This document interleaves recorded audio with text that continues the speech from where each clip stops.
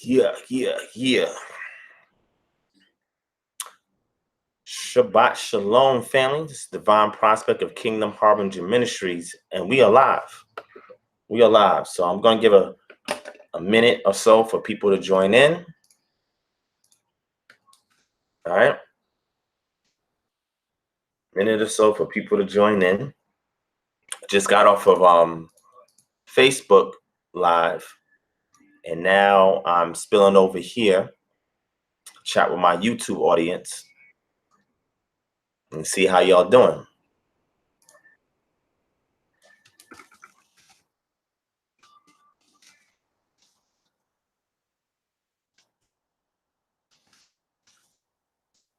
Okay.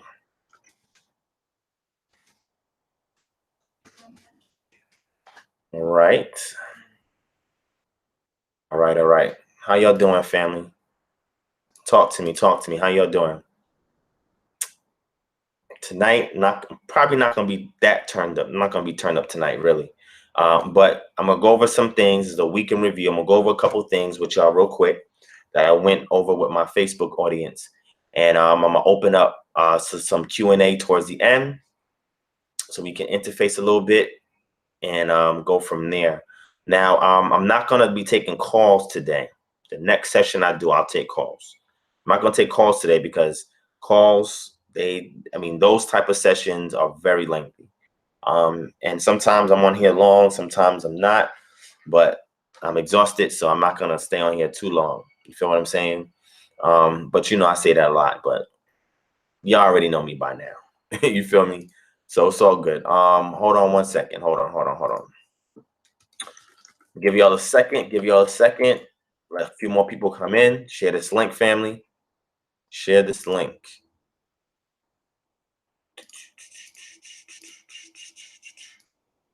Yeah.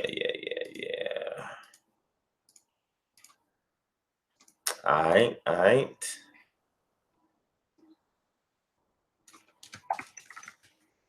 Okay, let me throw that in there. All right. So let me go ahead and check on y'all, see how y'all doing, see what y'all doing, see what's up. All right. Let me get the shout outs on. You know how we do. So shout out to DJ Soup, shout out to Lorenzo Roberson, shout out to Bronx Baller 1020, shout out to Mikhail Pug, shout out to Malak Shadaya, Shadya,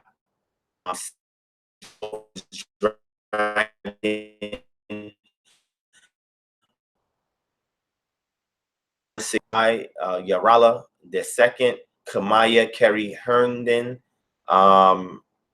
Let's see, who else is in here?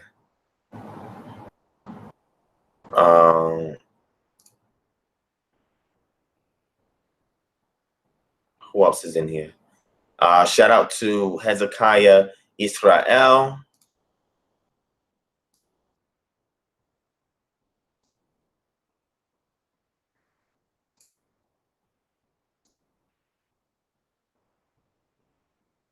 Let's see.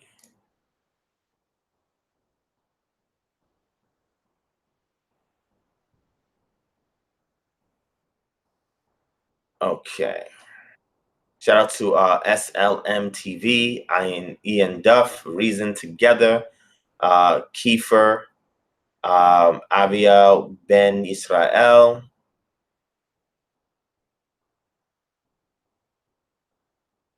All right.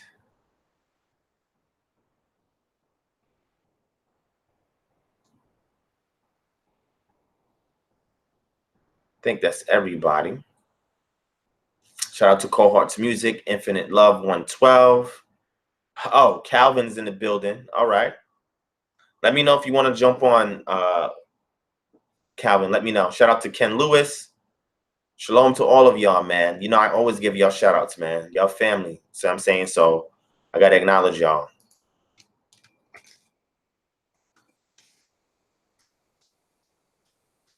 All right. We're about to begin in a minute. Share this link, family. Share this link. And we're going to talk for a little bit, all right? So far the turnout is much better than on Facebook. Sometimes the Facebook turnout is better than YouTube. Sometimes YouTube turnout is better than Facebook. You know, but I try to cater to both audiences. You know what I'm saying? Shout out to Cam in the way. Shout out to Mr. Sydney 15.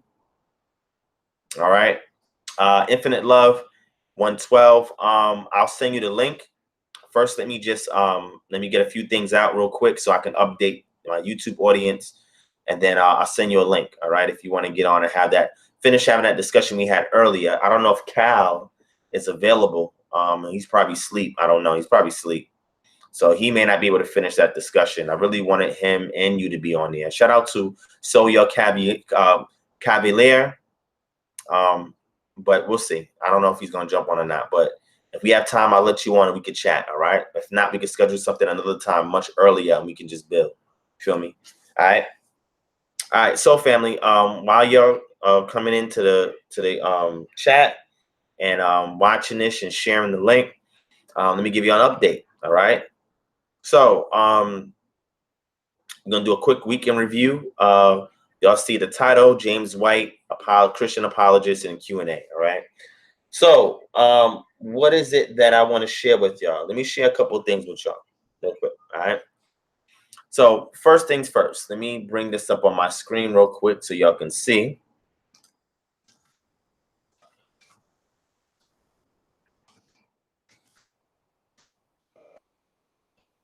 Okay, let me make sure y'all can see this.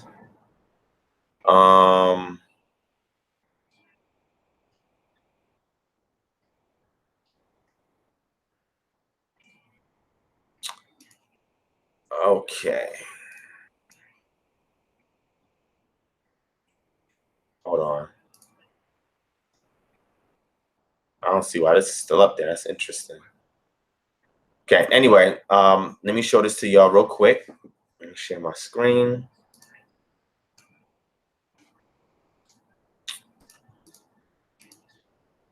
All right. So what you guys are looking at here is the G3 conference. Oh, this is really the G3 pre-conference event.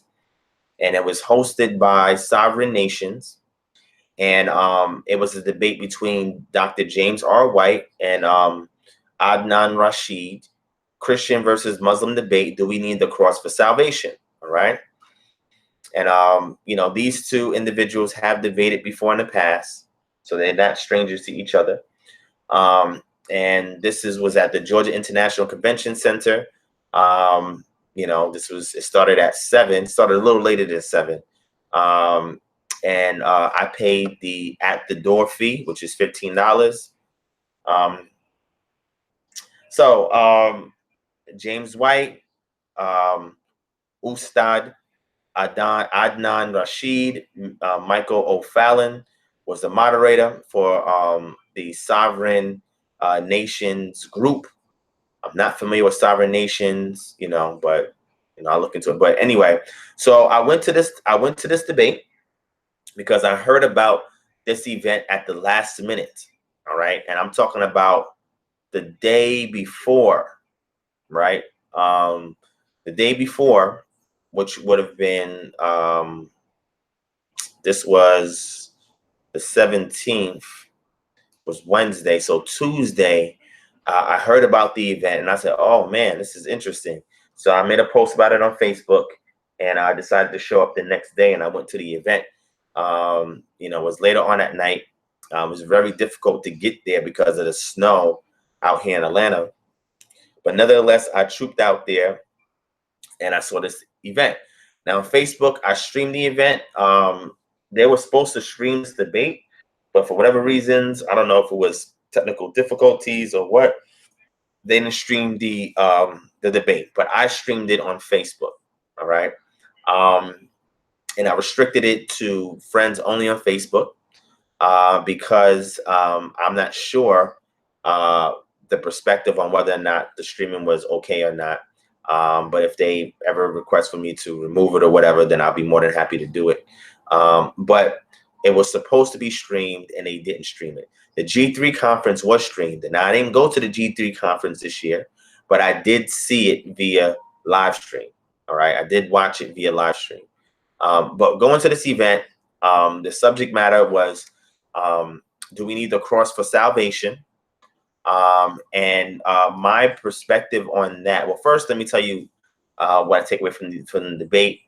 So the debate was James White spoke, then Adnan spoke, then gave their openings, and then James White, I think he gave his presentation, if I'm not mistaken, and Adnan gave his presentation, or they did the rebuttal. I forgot. I got to go back and look at the video. I forgot. But then after that, they did a crossfire. Then after that, they did closing remarks. And then after that, they took questions from the audience during one of the breaks and then presented it at the end of the event. When I went to go and add my questions, I believe it was probably already too late. So they didn't allow me to do it. And I was like, all right, cool. Now, who do I believe won the debate? I believe that won the debate only because he was more consistent, more precise, and more familiar with the references that Adnan Rashid had referenced. Now, that's not to say that Adnan Rashid did a poor job. He actually did a really good job. That people who are Christian apologists who may not be as studied as James White would have a difficult time. But his follow-ups and follow-throughs was not as surgical as James White.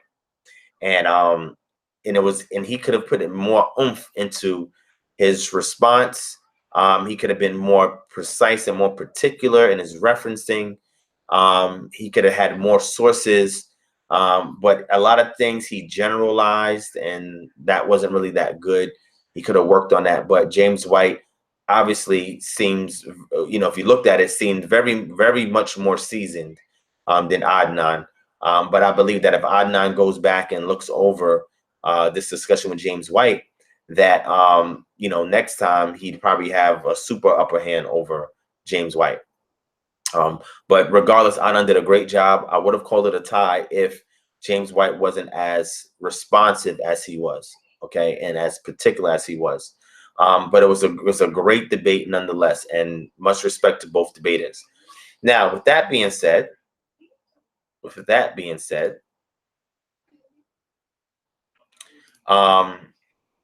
after the debate, so I went in there, I paid my $15, I sat and watched the entire debate.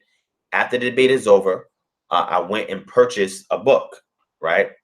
So the book that I purchased was this right here, What Every Christian Needs to Know About the Quran by James R. White. So I went and purchased this book, and I stood in line, a long line, to speak to James White. When I got up there, James White, as you can see, he signed my book, and he put John 20:28, which is very interesting. I was looking on to see if he did that with other people, and it didn't seem like he was adding a scripture in there for other people. Maybe he did it particularly for me. Maybe this is something he does. I don't know. I won't know until I ask him again, why did he put John 20:28 in there? But I thought that was a very interesting touch that I didn't recognize until I went home and looked at the book and realized that he had placed it in there. But I purchased this book so that way I can patronize the event and I could patronize him as well. And I would have an opportunity, at least a few minutes, to chat with him, which I was able to do. For those of you who are Facebook friends with me, you can go to Facebook and you can see my interaction with him. What I want to say is that James White was very respectful, very amicable, very professional. He was not dismissive. He was not rude. My approach to him was also very respectful, very amicable, very professional. We had a really good dialogue the first session, and then the second session, he kind of reached out to me when we was talking about textual criticism and stuff like that. And he was telling me what he was going to do the following day while he was speaking with two other individuals that were there with him. And I didn't capture that. But the third discussion I had with him, I asked him a couple of questions, and I did record that. And he responded to them respectfully, honestly, and he gave me his valuable time. So I have nothing negative to say about him. I didn't come in there bogarting and trying to ambush him and overwhelm him with scriptures and get on him because he made a video about me. Like, that's not the spirit that I came in. You know what I'm saying? The spirit I came in was the spirit like everybody else. I came there to watch the debate, and I came there to chat with him because he was in town in Atlanta, you know, and he mentioned me in a few videos. And I wanted to meet him in person and speak with him. You know what I'm saying? So I was able to do that, you know, and I was able to record a good portion of that experience. And, you know, after speaking with him, you know, I was asking him about progressive covenantalism. He didn't have a clue what that was. And that's one thing I want to take back from that. Then I asked him about the law and about Jews. Can Jews be saved just by keeping the law? And also, you know, he told me about an upcoming debate that was being scheduled by vocab for Michael Brown and James White to have with two Hebrew Israelites. And also, yeah, I just forgot what I was gonna say. Also, oh man, what was I gonna say? All right, I forgot. I forgot. Must be tired. I forgot. But anyway, so in interfacing with him, very great discourse. I'm gonna play some of it for you guys so you guys can see it. All right, so just give me a second. Let me bring it up so you guys can see it for yourself. Hold on, let me grab it real quick. And this is for those of y'all who are not Facebook friends with me. You know what I'm saying?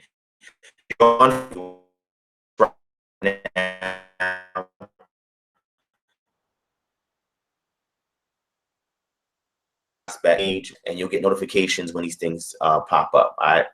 But let me go ahead and play it for you guys. For those of you who are not on Facebook, if some of y'all are not on Facebook, let me go ahead and let y'all see some of this interaction. First, I'm going to show you a picture that I took with him.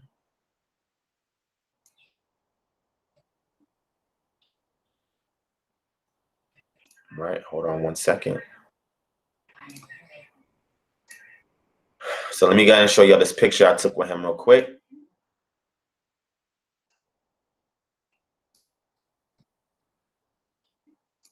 All right. So here's the book that I purchased, and there's a picture with me and him. Okay. And let's go ahead and check out this video real quick. I'll show it to y'all real quick.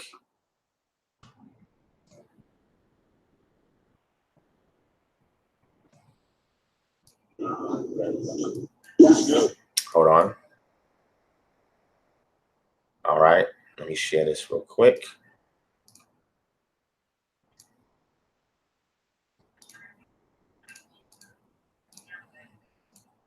All right.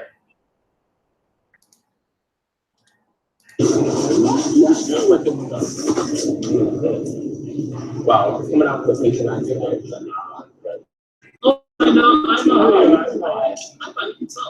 So I went and shook his hand, and I said, do you remember me? He was like, you look familiar. And I said, man, I came out to patronize your event. He said, oh yeah, I remember you. And he's like, I thought you'd be taller in person. Well, there you go. There you go. I actually, someone sent me your Facebook saying where you mentioned it. So I wasn't really surprised because he said, hey, look who's coming to see you. So he said that, oh, somebody sent me your Facebook post telling me that you were coming here. He said, so I was not 100% surprised that you showed up and was like, hey. So as you know, there are people that troll my page, and there's people that are supporters of James White that are either a few of them on my friends list, some of them are followers of me, but they relay intel back to James White and vocab alone and all of that, which is all good because there's several people on my Facebook page, followers of mine, supporters of mine, that go and do the same thing. So, I mean, it's inevitable that we'll know what each other's doing, you know. But the way they went back and told them as is like, oh, be careful, Devon's showing up, just let you know, as if I was going there to do something malicious. You know what I mean? But nevertheless, You put it back. All right. Hey, we need to go and get Facebook. We're gonna take some pictures. It's not that So what I was asking him was on one of his the Divine in Line show, the one where he first addressed my Matthew 28:19 post.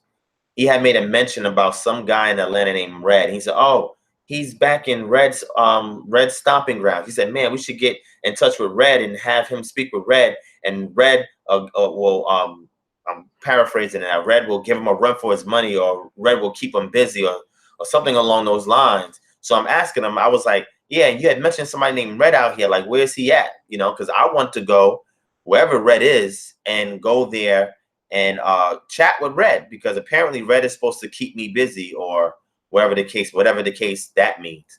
So I was asking him for that information so I can go and visit Red. All right. So that's what that discussion is. You can't really hear it that well because the person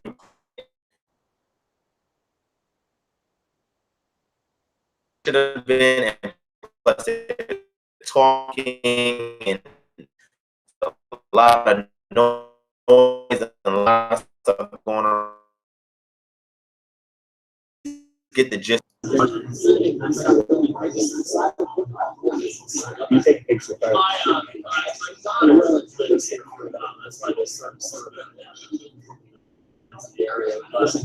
be honest with you, I'm not a fan because I'm trying to this piece of your. No, I'm saying at the hotel.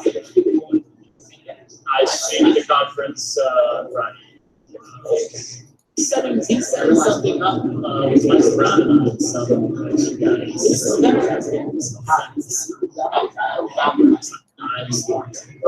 So right there, we're talking about the debate that Vocab is setting up with James White, Michael Brown against two Hebrew Israelites. Now, interestingly enough, I wasn't one of the ones being considered for that debate, right? How ironic. Yeah, I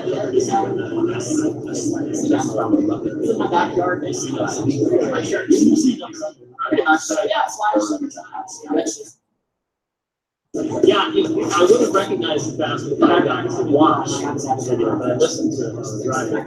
So what he's saying is that the videos that Vocab gave to him about me, he didn't see my face. He listened to it while he was cycling. So he said he would have recognized me sooner had he watched the video instead of just listening to it. So, well, only the freeze frame does. You don't look like back then, I was waiting. So I'm now reading 118,000 miles. I'm like,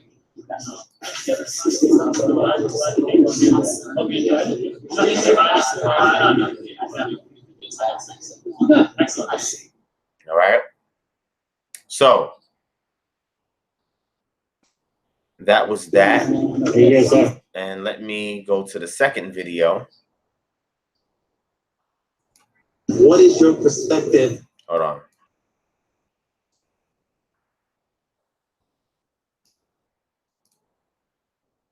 Question before you leave. yes, go. Okay. What is your perspective on progressive covenantalism? Progressive covenantalism? Yes, sir. Depends on what you think that means. I'm sure what you mean by that. So it's almost like a way of bridging the gap between dispensationalism and new covenant theology. So you have covenant theology, new covenant theology, and a subset of that is progressive covenantalism. There's a book called Kingdom Through Covenants. Check it out. By Peter J. Gentry, for those of y'all who are following, all right? And at that moment, man, it escaped my mind, which is crazy, because I had just looked through it maybe 2 weeks ago again. But it's Peter J. Gentry, all right? Man, I forgot the guy's name. Yeah, at Southern? Yes. Okay, so he would call himself that? That's the title that his students came up with and helping him come to. So I just wanted to know if you were I familiar have with the it. book, but I'll be honest with you, that's one area that and the eschatology, a lot more deep in life. And I've watched your, you did an excellent video on New Testament scholarship in regards to the textual criticism. And one thing that I heard you say was, man, when it comes to prophecy, you're talking about. no, there's Calvinists that are deal with is prophecies. I kind of, why do you think that is? So I was asking him, because I watched the video he did that I referenced in my video, the baptizing tradition of the Father, Son, and Holy Spirit.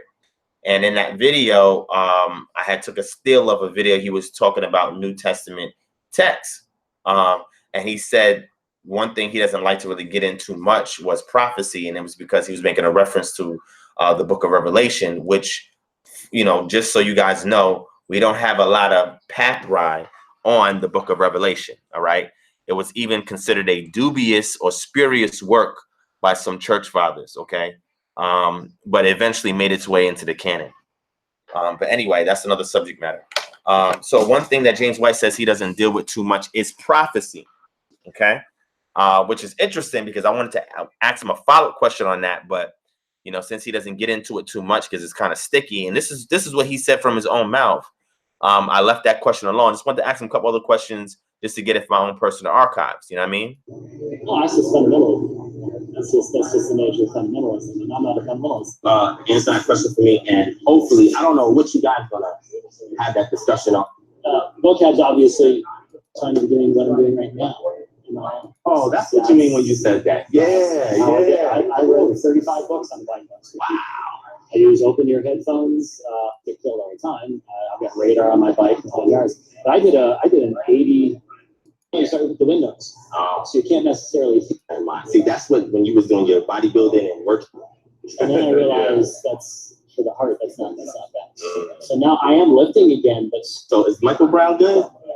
Because I saw the show. It's just Jewish objection to Jesus. It's the best thing. So last question on that. So do you believe that Jews will keep the law and be saved, or do they need Christ?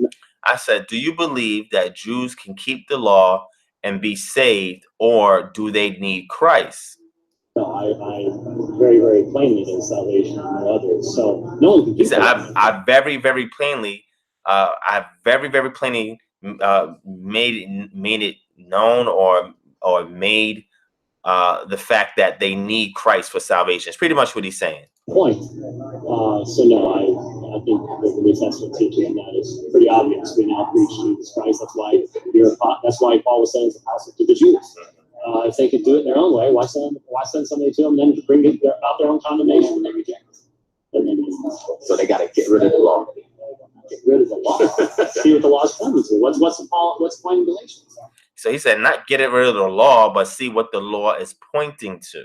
The law is our schoolmaster. When it comes to breaking down like civil law, ceremonial law, moral law, I said when it comes to breaking down civil law, ceremonial law, and moral law, subscribe to just the moral portion and everything goes away? I did a huge. I said, do you subscribe to just the moral portion and everything else goes away?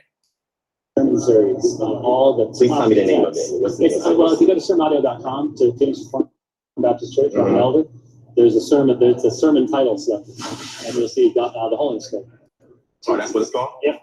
All right. So what he's saying is that if you go to sermon index.com or something like that, which I haven't had a chance to look at yet, he said he did a whole sermon series called The Holiness Code where he addresses that. So I'm gonna definitely check that out and see. I've heard him touch on this a little bit in some previous videos that he's done, but I've never again read his or listened to a sermon or his official work on record in regards to that subject matter. But I thought those were some great pertinent questions to ask him. It was nothing too personal, nothing too intrusive, and I got the answers I was looking for, and it was a great build. You know, like I said, he was very respectful. He was very attentive, very receptive. You know, there was no bickering, no arguing, no trying to disrespect each other. It was a great build, and I look forward to having more discussions with him, so that way he can fully understand our worldview as far as the Hebrew Israelite community, as well as challenge him on certain things as well, you know, and also for me to be challenged as well, because my objective is to grow, to learn, and get better. You know what I'm saying? So I want to share that with you so you can see how that went down.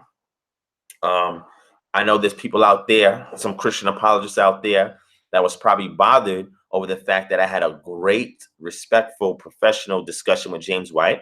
So their objective is going to be to muddy the waters and make things look crazy. So that way, those type of discussions with me and people with Christian platforms never take off anymore. So they'll find ways to discredit you, demonize you, talk bad about you, because they don't want the audience or other platforms to actually get to meet me and see that I'm not like what he's portraying. And that's exactly what James White saw. James White saw I didn't come in there ambushing him, disrespecting him, getting at him because he made a video about me. Like, that was not my spirit. My spirit was, I came there, I patronized the event, I paid $15 to get in, I bought his book, I waited in line just like everybody else, and I had my few minutes talking with him, and it was a great bill. You feel what I'm saying? But these other Christian apologists don't want me to be featured on these bigger Christian platforms, because then what it is that I'm sharing will get to that audience, and they feel they have to be the gatekeepers and keep information from them, or try to sideswipe me from sharing that information to that audience. They can't stop what y'all's already saying. They can't stop. But just discredit me and make these videos and talk greasy, because again, they don't want those type of connections to happen. But there's nothing they could do about it. I'm gonna continue just to pray for them and let the Most High deal with them the way that He sees fit. That they will go and seek righteousness and do what they need to do, because I'm not worried about them or making videos about them or stopping them from doing anything. Whatever they do is whatever they do. Whatever I do is whatever I do. You know what I'm saying? I'm here to serve the Most High. I'm here to build my community, and that's it. Anything else is a detour. You feel what I'm saying? But I know when they saw that, they was like, "Oh man, that bill went too well." You know what I'm saying? Like how you think something like that, and somebody just sending my stuff over to James White, like, look, Divine's gonna be there, as if like I'm something like that. It's crazy. It's crazy, man. And that brings me to my next thing that I want to share with you real quick. So there's something called the Truth Summit that's happening out here in Atlanta in February. That'll be February 15th, 16th, and 17th, I believe. But it's going to be somewhere around that time. And, it's an event that's being put on by Adam Coleman, Damon Richardson, and Isaiah Robertson. And these individuals are going to be discussing several subjects, okay? Matter of fact, let me show you the flyer. I think I probably showed it to y'all before. Let me show y'all the flyer again. I'm going to show y'all the flyer. Just give me 1 second. I'm going to grab it for y'all real quick.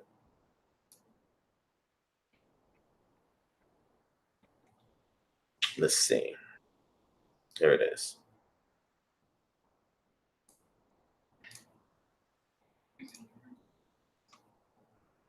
All right, let me show it to y'all so y'all can see it. All right, so this is it right here. It's called the Truth Summit 2018, Setting the Record Straight. And they give you the various topics, what really happened to Council Nicaea, who are the Hebrew Israelites, and how should Christians respond to them? All right, y'all see the three people, like I said, Adam Coleman, Pastor Isaiah Robertson, and Pastor Damon Richardson. All right, Adam Coleman is cool with Vocab Malone, and they've mentioned me in videos before. Pastor Isaiah Robertson, never seen him did a video mentioning my name, but I've had interactions with him. And Damon Richardson has made a video and mentioned my name and has talked, really greasy. You know what I'm saying? So this event is on February 16th and the 17th. I'm sorry, Friday and Saturday. And they tell you the lecturers, and apparently there's others that's there as well. It's free, but you must register. Donations accepted. And guess what? I have no problem giving a donation. It's not that serious. You know what I'm saying? And they have other things as Christianity, the white man's religion, the African roots of Christianity, etc. Right? So I'm coming there, patronizing the event, just like anybody else is going there to watch the event and to sit there, to listen, to observe, and to learn whatever it is that they're trying to push out. I have no kind of, malicious intent. I'm not there to proselytize or ambush, but so many people from my team have registered, and other Israelites had registered once they realized that I was going to the event. They decided to register. Once they saw, the people who was hosting the summit, they saw all these Israelites' names registering. I guess they got scared. You feel what I'm saying? They got scared. So what they did was, and I've never had this happen to me before, and I've gone to churches before, to events and stuff, but I've never had this happen before. They send an email out. Man, let me show y'all this email, man. This is crazy, man. This is really crazy. They sent the email out, right? But let me show it to you. Hold on. Hold on. Let me get back to the shout outs. Shout out to Sharuka Israel. Shout out to Navi Yashael, Aliyah, Kailin, Signs of the Times. I think I got Elsie Ford, Demel Walker. That was interesting. One, Christopher Joel, the Black Av one. I think that's everybody. All right. Then Dale H. Shout out to Dale H. And I gotta give y'all the shout outs. All right. So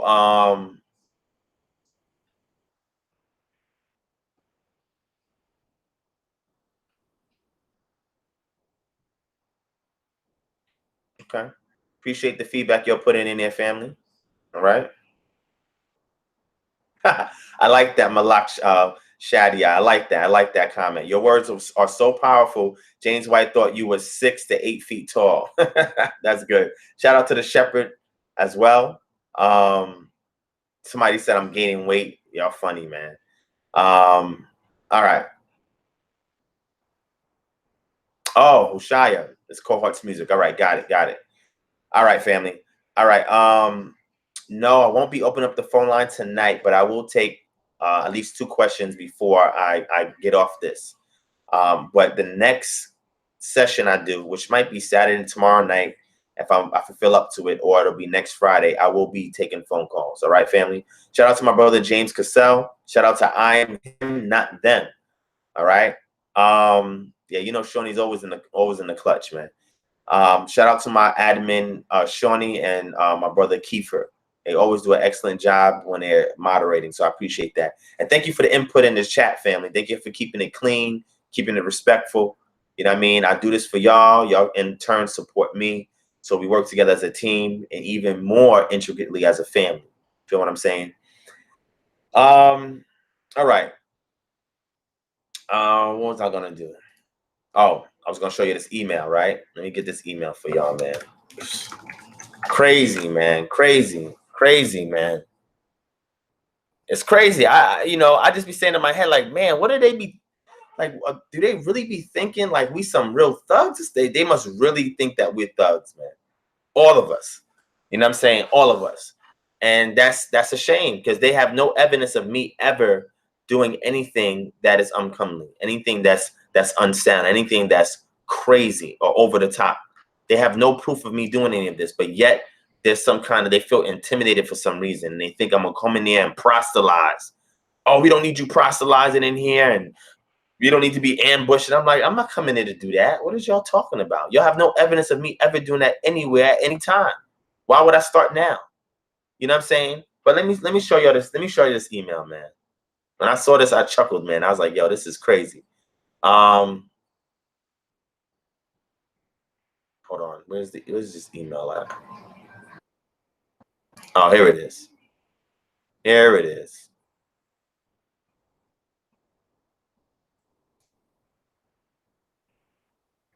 Let me go ahead and show this to y'all so y'all see what I'm talking about, man. Man, this is crazy, man. They sent it out to me and anybody else that was KHM. You know what I'm saying? Because now they know what Kingdom Harbinger Ministries is. Man, it's crazy, man. It's really crazy. Hold on.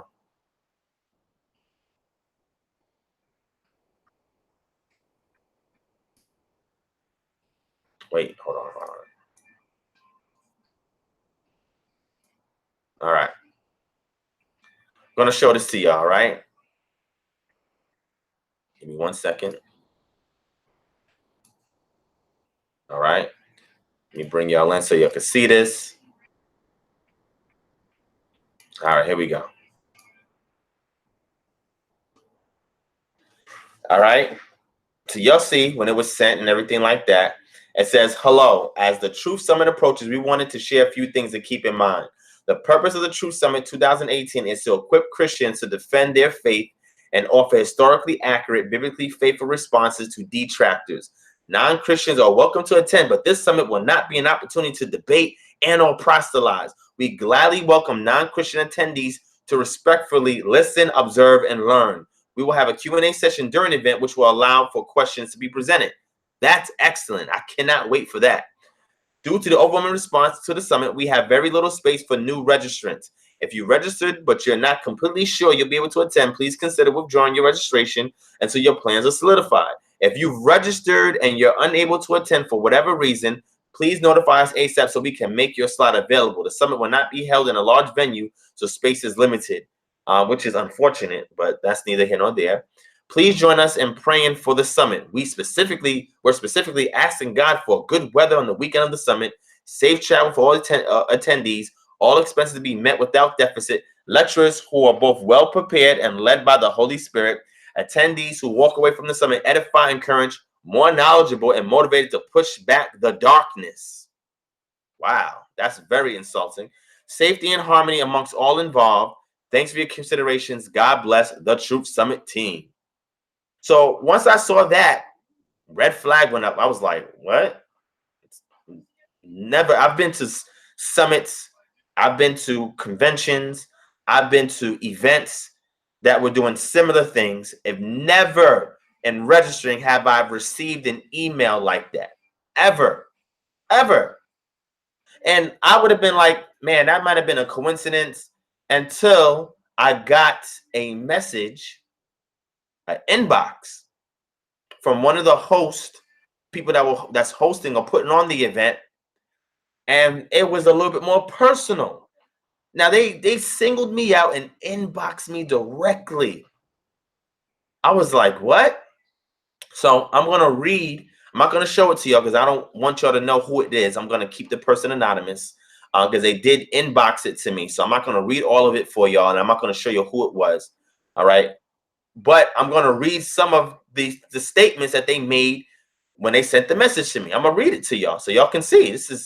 I was like just blown by this. Like, yo, what? You know what I'm saying? It's crazy. But look, let me read it to y'all. I see some of you already talking, right? And I have read somewhere that somebody said that they're mad at the Hebrew Israelites because Christians are walking away like from their faith and they're gravitating towards identity, right? And I've seen this is something that they've been saying a lot, and it's something that's really bothering them. But let me go ahead and read this message to y'all, man. I'm gonna read this message to y'all. All right, let me read it. I'm not gonna read all of it, but I'm gonna read some of it for y'all so you can see what I'm talking about. All right, hold on, let me grab it. Here it is. All right, I'm gonna read some of it. I'm not gonna read all of it. Now, mind you, for the record, initially, we talking about back in November, I had spoke to one of the hosts, and I was supposed to be featured to do a panel discussion at the event, and they never got back to me. But yet, then I get a random message from the same person, and I'm gonna read some of the stuff that they said. Recently, we've seen an influx of registrations for the Truth Summit from Israelites. Some even listed your group as their home church. I think a registration with your title came through as well. While you guys are welcome to come, I do need to remind you that this summit is designed by Christians for Christians. Wow, that's interesting. Like I say all the time, if I was to put on if I was like when I did my session about Hebrew Israelite apologetics, if a Christian came in there, which some Christians did come in there and they did speak with us afterwards, right? And we had a Q&A and they asked questions, I would engage them. If we did an RSVP and I saw Christians coming, so what? It's not that serious. If they act up, they get thrown out. It's that simple. But if they stay there like everybody else, ask questions when the time's appropriate, like everybody else, or want to build afterwards like everybody else, they're welcome to do that. We don't have no fear of that. It's not that serious. But for me to get a email and then an inbox, all right, because I'm coming to the event, people from KHM is coming to the event, and Israelites coming to the event, they're thinking we're going to turn up. Like we a bunch of thugs, we're going to act crazy. I'm like, what? And this is the issue.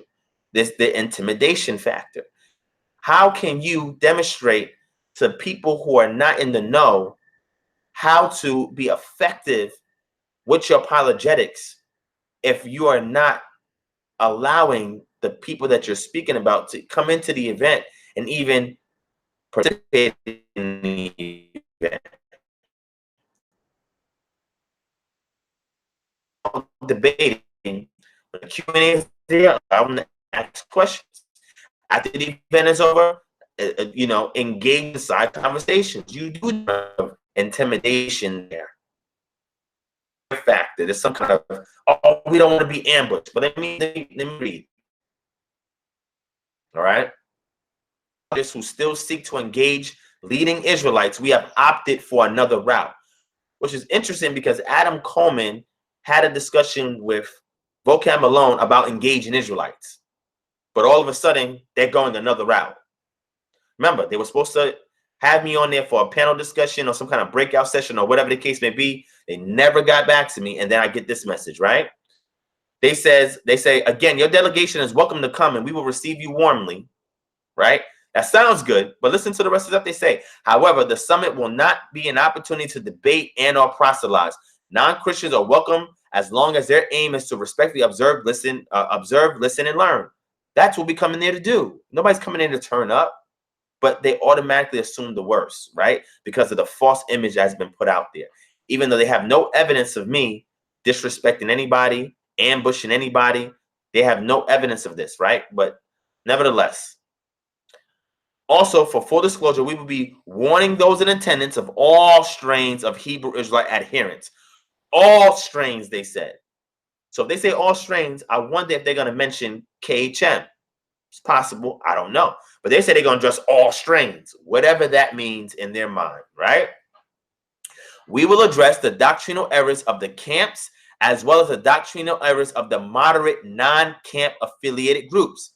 This is going to be interesting because remember I told you, Adam Coleman is associates with Vocab Malone. Vocab Malone featured Damon Richardson on his platform and Stephen Bell, because I went to Stephen Bell's church, Divine Order, to go see the event that Stephen Bell and Damon Richardson was putting on in regard to apologetics, where he that Damon Richardson had made a video about me.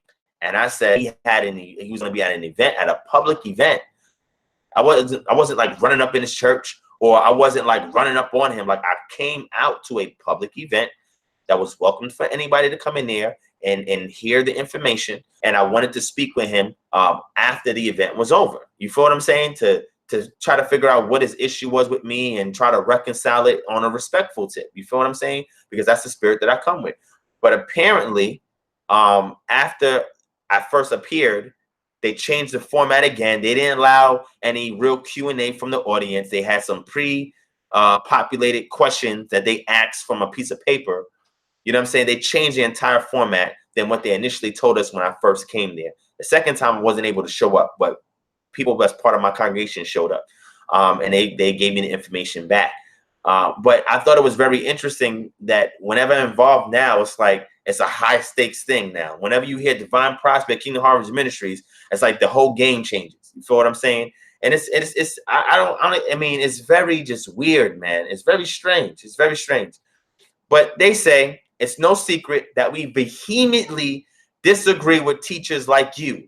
We find your teachings to be heretical and damnable. What? We know the feeling is mutual. If this poses a problem for you and your group, please let me know. We know the feeling. How do you know the feeling is mutual? Did you hear me call any of y'all heretical and damnable? Why would you assume that? This is very inflammatory language, right? But I peeps game. I see what they're doing. They're trying to put this out to kind of refrain me from even showing up because they're going to be talking about me or talking about us. I'm not easily deterred, right? It says, I hope you understand.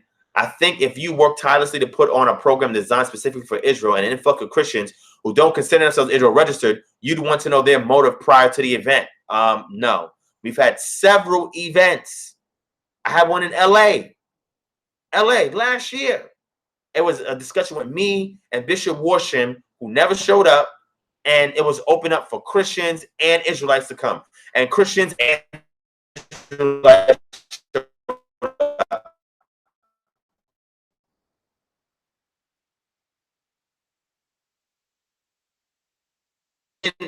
RSVP. We didn't email them.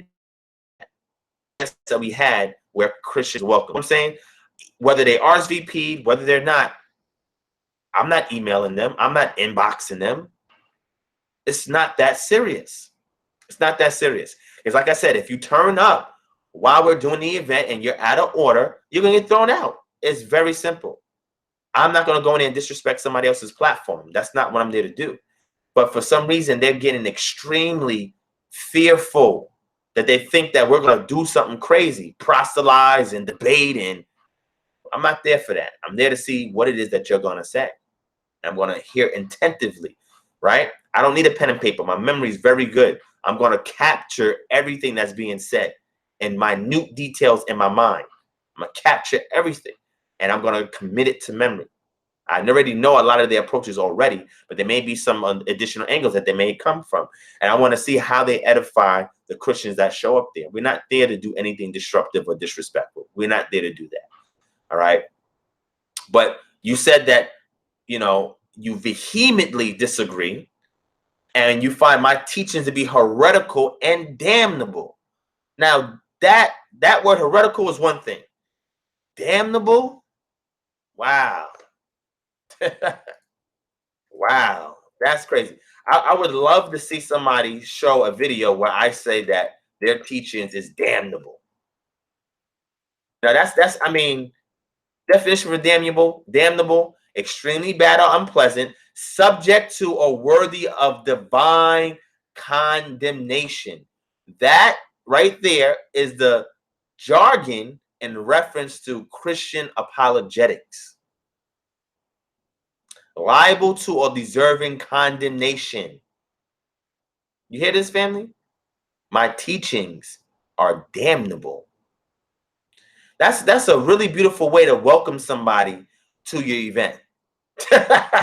We vehemently disagree, and your teachings is heretical and damnable.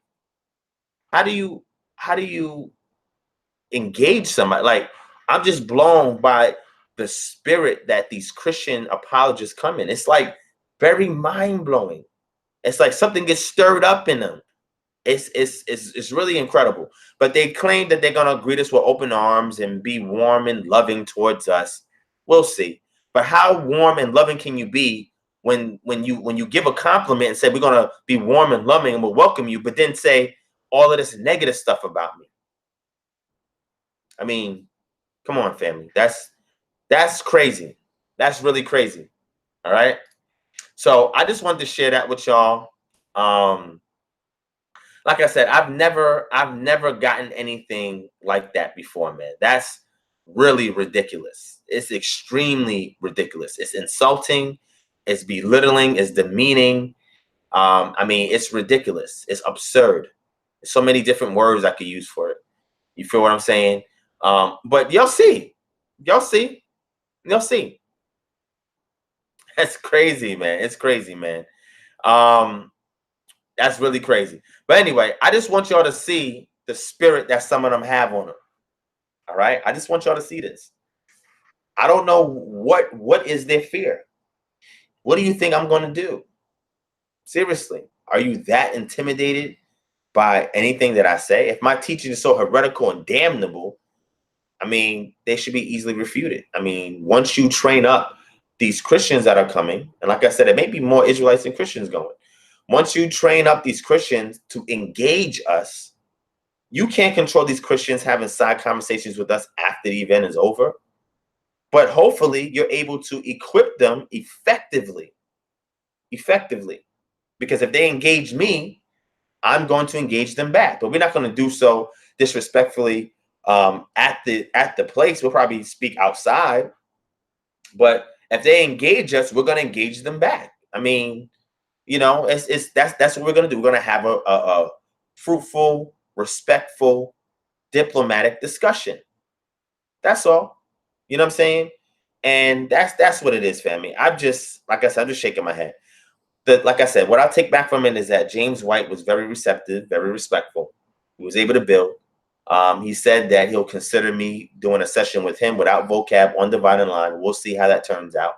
And see if that actually even manifests. It probably won't, because you know how vocab and these Christian apologists is. They do not want that to happen unless they're there.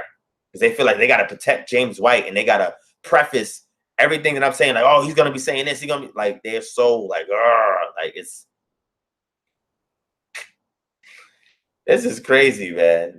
And you know, as much as they despise One West, they would never go out their way to do anything like this with who they perceive to be One West. You know why? Because in their mind, oh, they easy to beat up. So we're not worried about them. But you get Divine Prospect, Kingdom Harbinger Ministries, and the people that support the work that I do, the work that KHM do, and that Yah performs through us. Now they're dealing with a totally different breed of Israelite. And I just represent one of many. It's just that they're not trying to engage that community, because when they do, it doesn't turn out the way that they want it to. So I'm just opening the door for the other individuals in our community that are sharp like me, independently thinking like me, and is well studied in Christianity like I am, because I was a Christian, minister. I preached, you know what I'm saying? I did Bible studies, Sunday schools. I did evangelism, went to evangelism classes, did apologetics and hermeneutics, taught hermeneutics, taught apologetics, had my own ministry, was preaching around the U.S. I did all of that stuff for several years as a Christian. So I walked in those shoes. They've never walked in my shoes. There's a few of them that detracted from our movement and now are Christian apologists. So I can't really say there's none in their camp that has walked in our shoes. But the ones that I've interfaced with have not walked in my shoes, right? So, I mean, what do you think, family? Y'all tell me. Also, the Nehemiah conference that we had was a success. Shout out to evangelist William Majors Brown for putting it on and hosting it. We had an excellent event. Y'all go back to this channel and look at the previous 2 videos. Check them out, like them, click thumbs up if you like them, and enjoy. Those of you who did see it, give me your feedback. Let me know what you think about it. I was on a panel discussion the first night. The second night, second day, I gave a message called "You Need a Donor." You know what I'm saying? So if you have not checked it out, go back and check that out. Let me know what you think, and check out the panel discussion as well, which was excellent. Now there's an official video that's coming out soon. That's going to be way more polished, studio quality than what I put out, and I want to encourage you guys to go and patronize that. Okay. But that's that, family. So talk to me, family. What do you think about that? Shout out to G Deb. Shout out to Reason Together. I think I got everybody. Shout out to History. I think I got everybody. All right. Yosef Jones says, "You Need a Donor" was powerful. Thank you. I appreciate that. You're causing those brothers to raise their bar. They are fearful. That's what it seems like.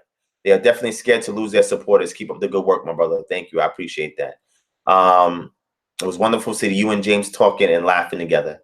Yeah, I mean, like I said, I know how to be professional, tactful, and diplomatic. I mean, you have to build a rapport, before you are able to gauge a person to be able to engage them in a particular fashion. So, I know what I'm doing, and I know that, the approach that I'm taking has to be unique. It has to be sincere, and it has to be against the norm of what they perceive in their mind. Anything that challenges Christianity, they fear. I would say anything that challenges Christendom, they fear. Yep. So I hear you on that. You sound flabbergasted when I was reading that. When people can't deal with someone intellectually, they tend to throw dirt on their name. Fear. I agree.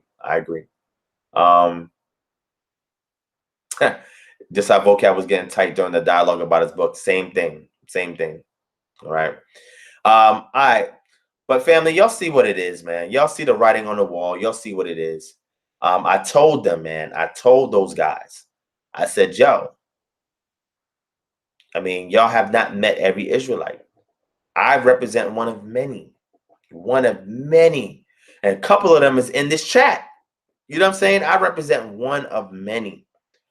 So you think you're just going to have this smooth sail and come in there and, try to debate us and get on our skins and show us as demeaning us before the world until you meet a different type of Israelites. And when you meet us, our approach is completely different. Now you don't know what to do. Now your whole entire tactic changes. You know what I'm saying? And the game is changing. Like, you're fearful for us to even come to an event when we've done nothing but come in peace. You know what I'm saying? They're fearful, right? It's crazy, man. It's crazy, man.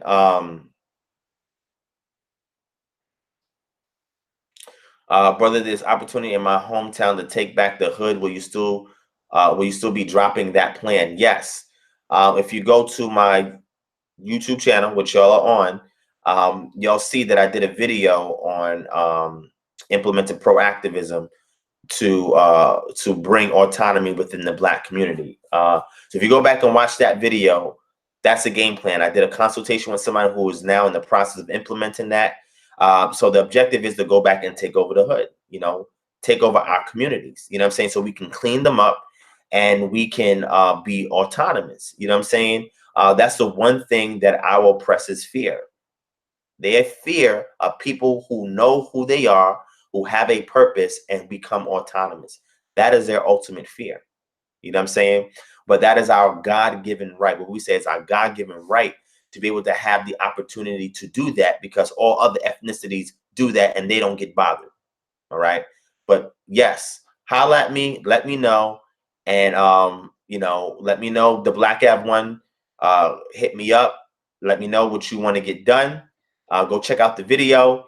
And if you want me to come out there to speak at, let's say, a community event, at a, I don't know, whatever thing that's going on. If you want me to speak out there, whatever, let me know. I'll go and I'll do a consultation with the people that are coming and let them know what they can do to take over their community. It doesn't take much. It just takes people who are committed to follow through with it. And I give you all the steps. You know what I'm saying? I give you all the information you need to take over your community politically, economically, housing-wise, health-wise, trade-wise, manufacturing-wise. I tell you step by step on how to get started with all these things. You know what I'm saying? And that is why I say, when people speak against my brand of Hebrew Israelism, what's Hebrew Israelism? And Mayana Johnson, man, she kicked down that stigma of isms. Great. She did an excellent job speaking about that. Y'all can check out the video on my channel with me and her chatting on that. But that brand of Hebrew Israelism is so effective that it forces individuals to go and do something in their community. It forces you, it obligates you to your community. Shout out to Vanessa Satterwhite. Thank you, sis, so much for the donation. Some of y'all have inboxed me about donations. If you want to do a donation like the sister Vanessa did, you can click underneath the chat. You'll see your channel name. It'll say something. Right underneath say something is a dollar symbol that says super chat. Click on super chat and then click the blue button that says send a super chat, and you guys can send a donation to the ministry that way. All right. I want to shout out my brother as well, who I'm assisting, and I want to let it be known with his permission. He told me I can tell people that he needs assistance. So I'm gonna shout that out before I get off. All right. But let me finish this ranting with y'all a little bit. So when you see that somebody is a Hebrew Israelite, and not only are they on a corner teaching, they're in a congregation teaching, but they're active in their community. They're implementing proactivism to fix and clean up their community. They're teaching autonomy. They're restoring culture. They're actually starting up communities. They fear that. You know why? Because they cannot control that. So they fear that. So they have to send in these urban apologists to spy, right? To bring intel back, to disrupt, to sow discord. That's what they have to do, because they see that this brand of Hebrew Israelism, that they call it, is actually very effective, right? It's very effective. And it adds that missing piece. Now, again, I'm not saying all Christians is bad. I'm not saying that. I'm not even saying all Christian apologists is bad. I'm not saying it. But the ones that push the egregore of Christendom are the ones that I have a big issue with. And those are the ones that you're going to see that openly try to confront me, right? The ones that openly confront me are the ones that's pushing the egregore of Christendom, all right? And I went over this before. But yeah, man, I'm telling you, y'all see the proof in the pudding. I'm not making this up. I can't make this up. You know what I'm saying? Like the fact that James White was coming to the G3 conference and was doing a pre-conference debate, and I found out right in time so I can show up and watch the debate, purchase the book, and have a conversation with him. That's the Most High. That's the Most High. Had I not been on Facebook that day, I wouldn't have seen it. And some days, I'm not even paying attention to Facebook like that, but I caught it right at the right time. The fact that I'm going to the Truth Summit and we get an email and an inbox about, oh, we just want to know what you're doing and just letting you know, that's the Most High. It's showing that a lot of pressure is being placed on them to try and do damage control, right? Because whoever they're out there reaching, I can reach them too. If you level the playing fields, it's going to be a different ball game.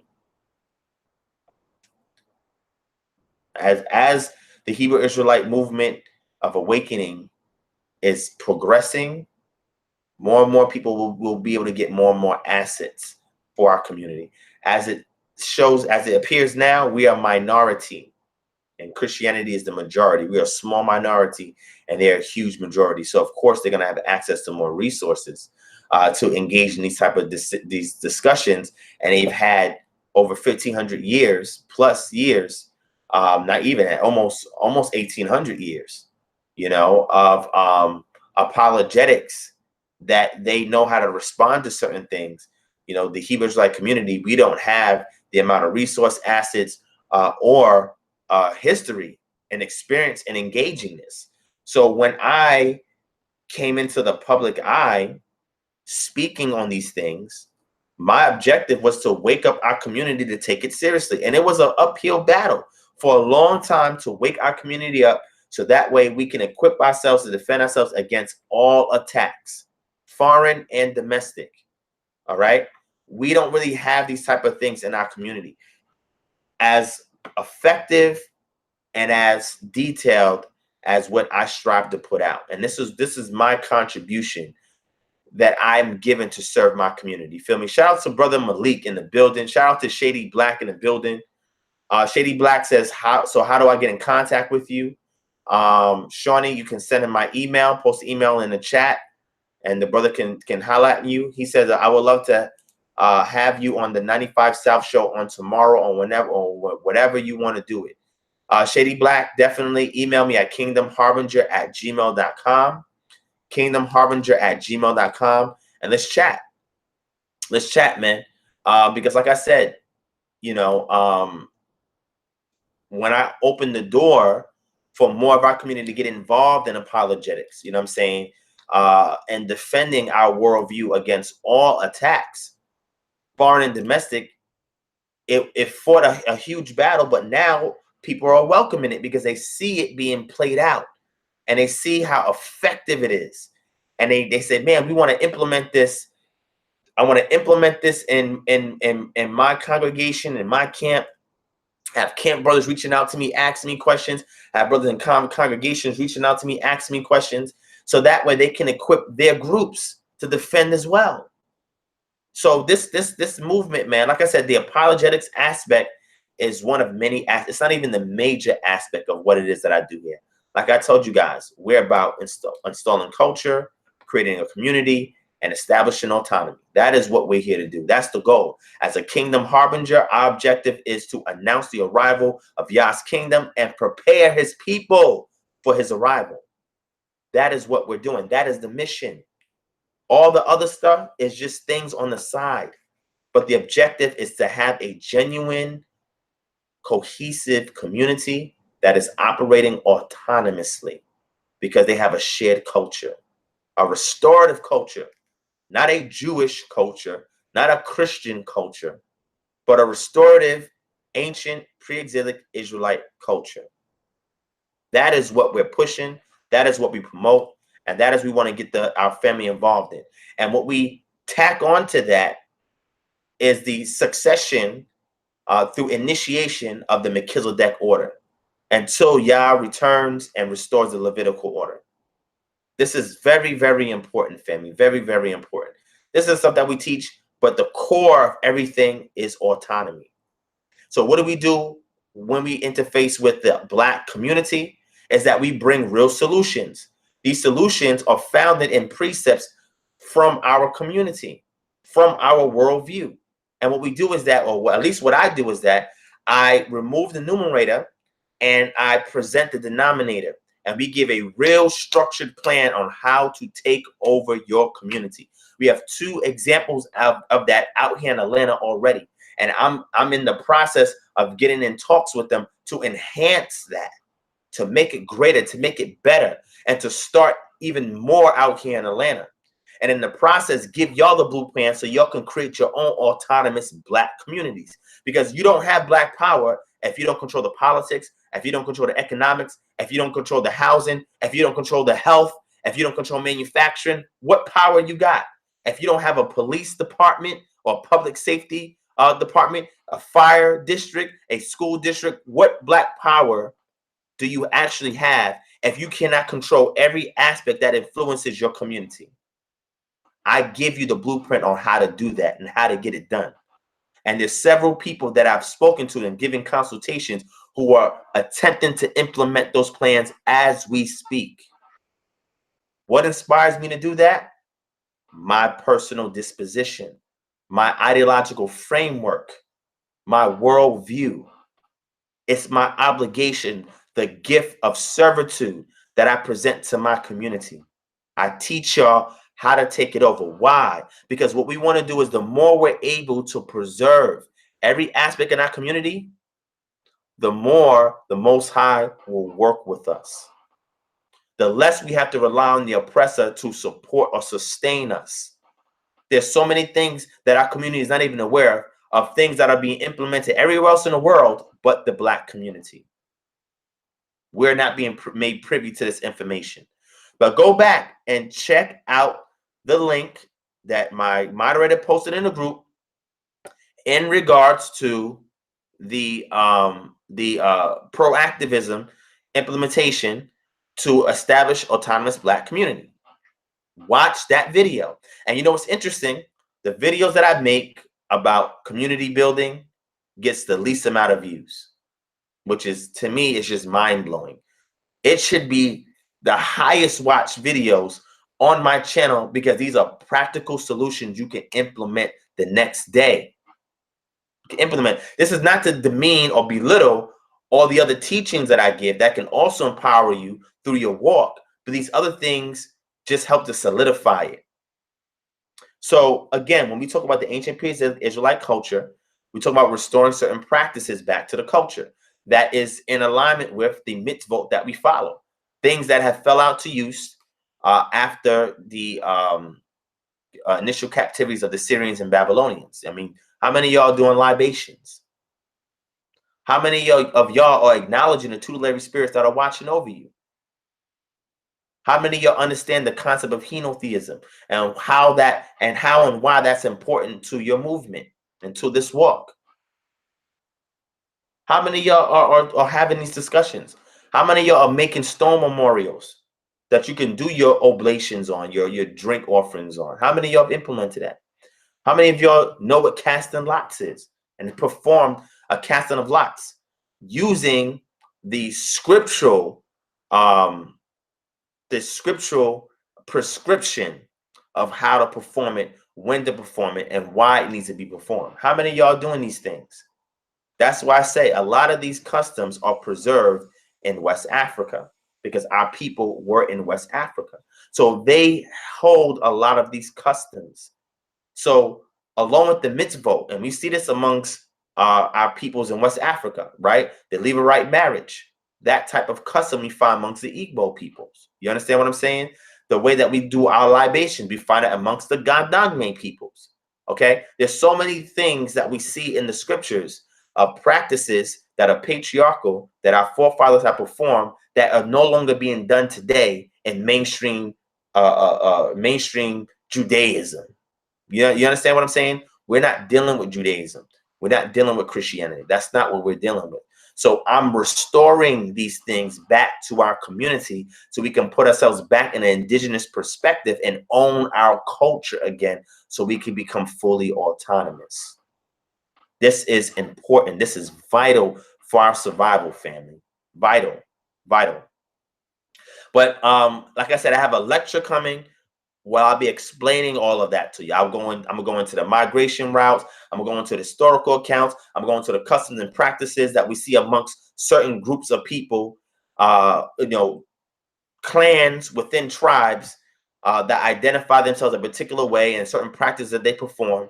And we can see all of these things. I'm going to go back into the journals of these Islamic historians, of these Christian the initial wave of Christian Christian missionaries who were there to document the fetishes amongst the West African peoples before conversion took place. These documents and these journals are extremely important. And I don't see a lot of people bringing this information out because you'll see that they recognize a lot of practices that they found in the Bible amongst these groups of people. So much so that they were just like, man, these people must be Jews in their mind. But they're not considering cultural diffusion. They're not considering the northern tribes' arrival in that area. Individuals like Eldad Hadani, who speaks on this, of sub-Saharan Africa and the tribes that were there, and how the testimony of the tribes that were there matches the diaspora of the northern tribes who left after the Assyrian siege and made their way into Africa. Okay, in regards to the practices, First Temple practices, they still kept. They didn't have any knowledge of Second Temple practices. They weren't familiar with the Mishnah or the various codified teachings and commentaries that we find within the Talmud. All right, they had a different way that they perform halakha in regards to sacrificing animals, because all of this stuff is the time capsule of information and practices and customs and traditions that follow these people when they left out of Israel and made their way into West Africa. Through cultural diffusion, they mixed and mingled amongst the peoples. Through acculturation, they shared, exchanged practices, and through inculturation, they were raised up within these communities where they lost their identity. Okay, but again, this is an extensive, heavy work that we're performing, that we're working on, that a lot of people are not familiar with, and it's not here to scare our community away. What I'm saying is this is a brand of Hebrew Israelite practice that we're not seeing happening, right? And I say this out of respect. I perceive not all Hebrew Israelite groups, but a lot of Hebrew groups, all they did was blackwash Christianity and blackwash Judaism. That's all they did. And that's my perception. And that's not all of them. That's just a good amount of them have done that. I'm tossing all out of the way. I'm working inductively from the ground up. And what I'm doing is restoring something without a presuppositional bias in approaching things. This is how I was able to reconstruct this calendar system that I brought forth to the community that I've not seen nobody present before. The closest was the moray at the congregation that I go to. You feel what I'm saying? But it's a work that was very extensive. It's a 3-part video with over 2.5 hours each. It's a very long series, and if you get through it, you'll be able to see what I'm talking about. But that's one of many videos that I go in where I talk about what I'm telling you guys right now. If you go back and watch one of my last videos, I show you the practices that were preserved amongst the Igbo peoples and the God peoples in regards to their oral traditions, in regards to their practices that we see that is biblical. And the people who make these or who present these things, we find historical accounts of Jews, which again is a misnomer, that were found in those same areas. Okay, so this is a lot of good information that you guys need to know. But the most common thing is, what does this have to do with soteriology? What does this have to do with salvation? Salvation is being able to awake from a dead bone state and be able to live again with the Ruach of the Creator. It's being restored from a dead state and being able to walk in the newness of life that Yah has for us when we keep his statutes, his laws, and his commandments. When we're able to don again the customs, the practices, and the traditions of our forefathers that we are connected to, that we have descendancy from. All right. It is not to look down upon our brothers and sisters who identify just like we do that are there in West Africa. All right. So it's all about connecting ourselves with the shared experience of others, so that way we can restore the culture of ours that have been stamped away. And once we restore it, we own it. Nobody can't tell us how to do it, how to practice it. When we've restored it on our own and we're implementing on our own, when we become autonomous. And that is what our oppressors do not want. They fear our autonomy. They fear it. And all I do as a think tank researcher, teacher, leader, proactivist is push this information out and let you guys do what you need to do with it. All right. This is important, family. This is really important. This is why it's difficult when these Christian apologists confront me, because it's like they're trying to figure out, well, what is this? You know, this is not the Orthodox Hebrew Israelite ideology that I'm used to encountering. This is something completely different.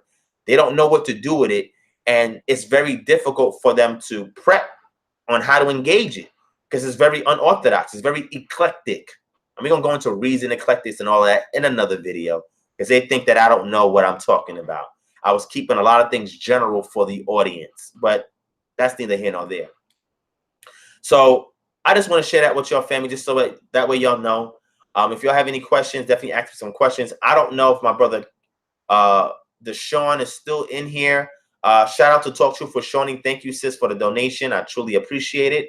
Again, if anybody else wants to donate, you can go and give a monthly donation to our Patreon account. Look up Divine Prospect on Patreon. You can do a monthly donation there, or you can donate via PayPal to our email address, which is kingdomharbinger@gmail.com.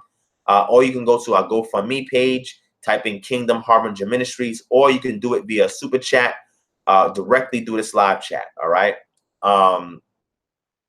Now, I'm going to take some quick questions from y'all, and then I'm closing out. All right. We got about 10, 15 minutes. All right. Shout out to Azazaya Ban Yahawada. Shout out to Angel Marie. Shout out to Melanin Rich Nagast. All right. Tandra Rude. I think I got it right. Error 500. Error 500 be going hard too, man. Shout out to Brother Malik. He said, who was the Muslim that was debating the Christian? And do you know what sect the Muslim is from? Yes, I believe he's an Orthodox Sunni Muslim. His name is Adnan Rashid. You can find him on Facebook with Adnan Rashid, ADNANRASHID. All right, that was the Muslim who was debating James White. All right, so G-Deb said Divine P and Zion Lex versus White and Malone.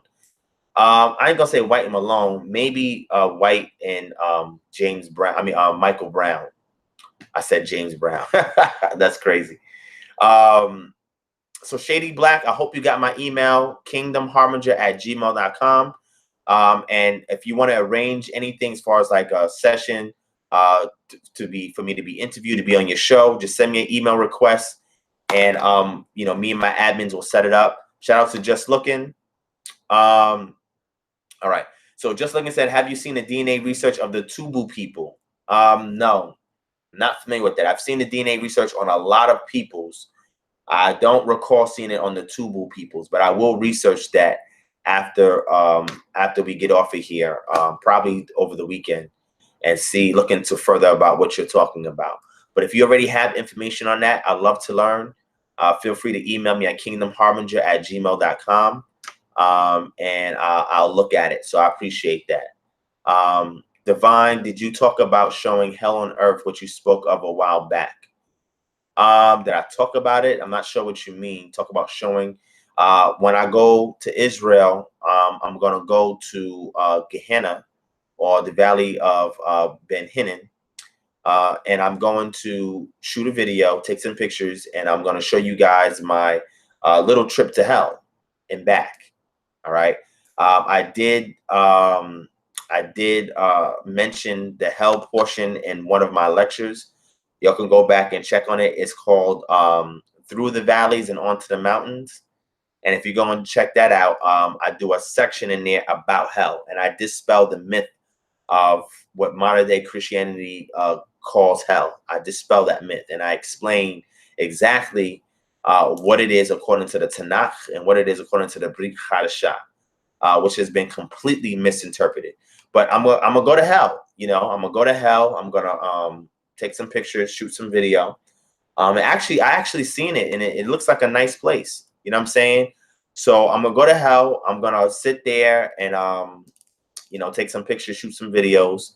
We're gonna run through hell, and I'm gonna document it for you guys and come back. You know, so you guys can see what hell is like. You know, and y'all let me know what y'all think about it. And if y'all wanna go to hell yourselves, I'll let you know where it's at, and you can go check it out. All right. But I've seen it. It's a lot of green foliage there. You know, but it's cool. Anyway, oh, Dirk Lange. Yes. I'm familiar with that author. I have his work on the Yoruba peoples, connecting them to ancient Israel. Yes, you're right. But I don't recall the Tuba piece, but I'll look into it again. I'll definitely look into it again. So thank you for that. Just looking, you know, I don't know everything, even though some people think it may seem to them that I do. I don't know everything. And I love to learn. I'm a student before I'm a teacher. And that's what I'm going to do. All right. So Joseph Jones says, do you believe the Hyksos are also Phoenicians? No, I believe that they're two separate groups of people. The Hyksos was mostly the upper class shepherd kings. The Phoenicians were peoples who had regular trade with the Egyptians for thousands of years, which is very interesting. The Hyksos were a multi-ethnic group of peoples that migrated into Lower Egypt, which is in the north, and the Nile Delta, and took over Egypt during the 14th, 15th, 16th dynasties. So my perspective is that they are, and the shepherd, you're right, and I have that planned. So stay tuned. I have a lot of connects over there too, a lot of brothers and sisters over there too. So James Deep says, is he saying hell is not real? I think there's a misconception between hell and the lake of fire. So people tend to equate them as being the same. And the issue is that, you know, you got to do a little bit more studying to see what this thing is, what this lake of hell is, this lake of fire is, and what hell is. And once you're able to do the research, things will start to make more sense. All right. But go back and check out the lecture, Through the Valleys and Onto the Mountains. Go watch the entire lecture. It's a great lecture. Watch the entire lecture and you'll see the portion on hell. All right. It's called Through the Valleys and Onto the Mountains. All right. Yeshua Always, shout out to Yeshua Always, says, can you do a lesson of the gods in the Bible? Yes. I'm actually going to touch on that when I do my lecture on the divine council or the heavenly court or henotheism. When I do that lecture, I'll have that information in there, so I don't have to do something separate and go into that. Yes, the Phoenician Empire is dated around that time period. That is correct. And we have remnants of that afterwards and even before that, because we know that the Egyptians were going to get cedar trees to bring back to Egypt, and they were doing trade with them for so long. I want you guys to look up pseudo hieroglyphics, the Biblos pseudo hieroglyphics. Look that up. I mentioned this in my lecture that I did called was deciphering the Medu-Neter necessary to formulate the ancient Hebrew Abjad. I know that sounds like a mouthful. Remember, I tell you, I give the summary of the lecture in the title. But if you go back and watch that, I go into the interaction and communication between the Phoenicians, the ancient Phoenicians, and the Egyptians. And I give my case that the so-called Proto-Sinaitic script, which then turned into the Paleo-Hebrew script, which is officially known as the Phoenician script, did not come from the Phoenicians. You know, I give my whole entire premise on that and my position in regards to that. All right. Barzilai, Avshalom, Shamaria says, this might seem elementary, but can you do a mini lecture on what constitutes a marriage? Yes, I have that plan for this year. All right. I'm going to deal with that for this year as well in order to share it with you. And thank you, Shawnee, for being attentive there. And shout out to my brother, James Cassell. James Cassell is a great researcher. Him and Jashu, both those brothers are excellent researchers, man. And I learned a lot from watching their material, and they learn from watching mine as well. So it's a mutual respect there. So shout out to James Cassell. All right. All right. Any other questions, family? Let me know. I'm about to go. So if you got a question, let me know. I agree. DJ Soup said he is saying hell isn't where you burn and get poked by pitchforks. I like that. That's true. That's true. He says, Divine, is hell real under the earth or what? Go back and watch the video. James Deep, the video is called Through the Mountains, through the valleys and onto the mountains. Go back and watch the video, and I answer it for you there. All right. So go back and check out that video when you get a chance. All right.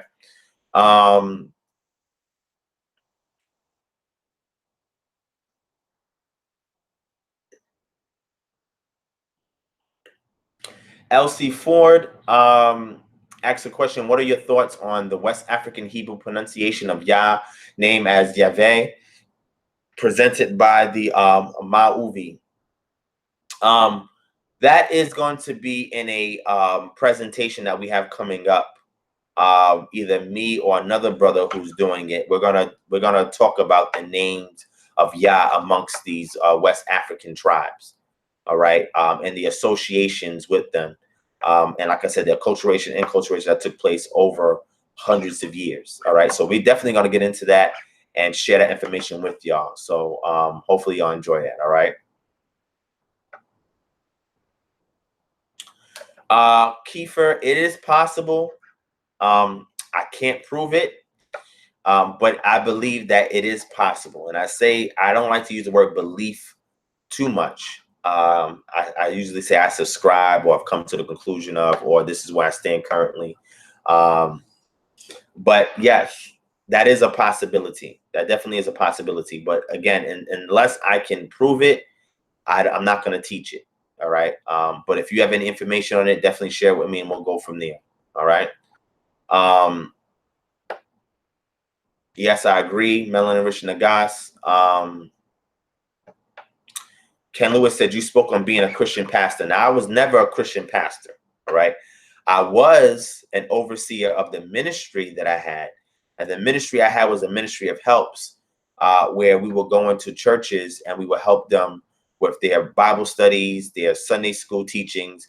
We would assist them with apologetics, hermeneutics, and use these aspects to sharpen their life, their lifestyle, their walk with the Most High, or with God, which I would have said in the past. I did minister at several churches before. I did preach all around the U.S. I would show y'all some of those old videos.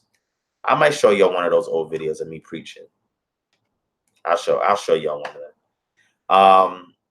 on the live stream. I'll show it to y'all. But anyway, that's that. So he says, Acts 15:29, is this all Gentiles need to do in order to be a part of the faith? Or is this the only prerequisite? All right, I'll address that real quick. So thank you, Shawnee. Shawnee posted a link for Through the Valley and Onto the Mountains.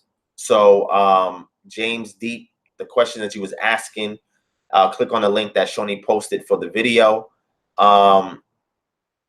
So King Warrior says, do you consider yourself a revolutionary, or a reformist.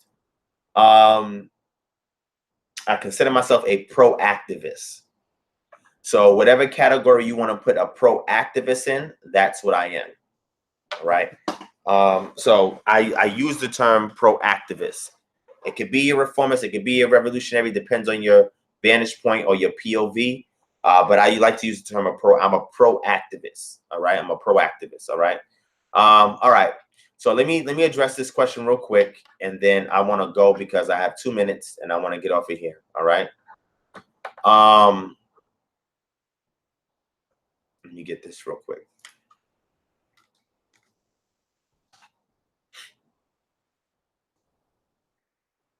So you said Acts 15. Let's deal with this. I've dealt with this before, but we're going to get into this real quick. Actually, I did this on one of the live streams. I dealt with this. All right. So, all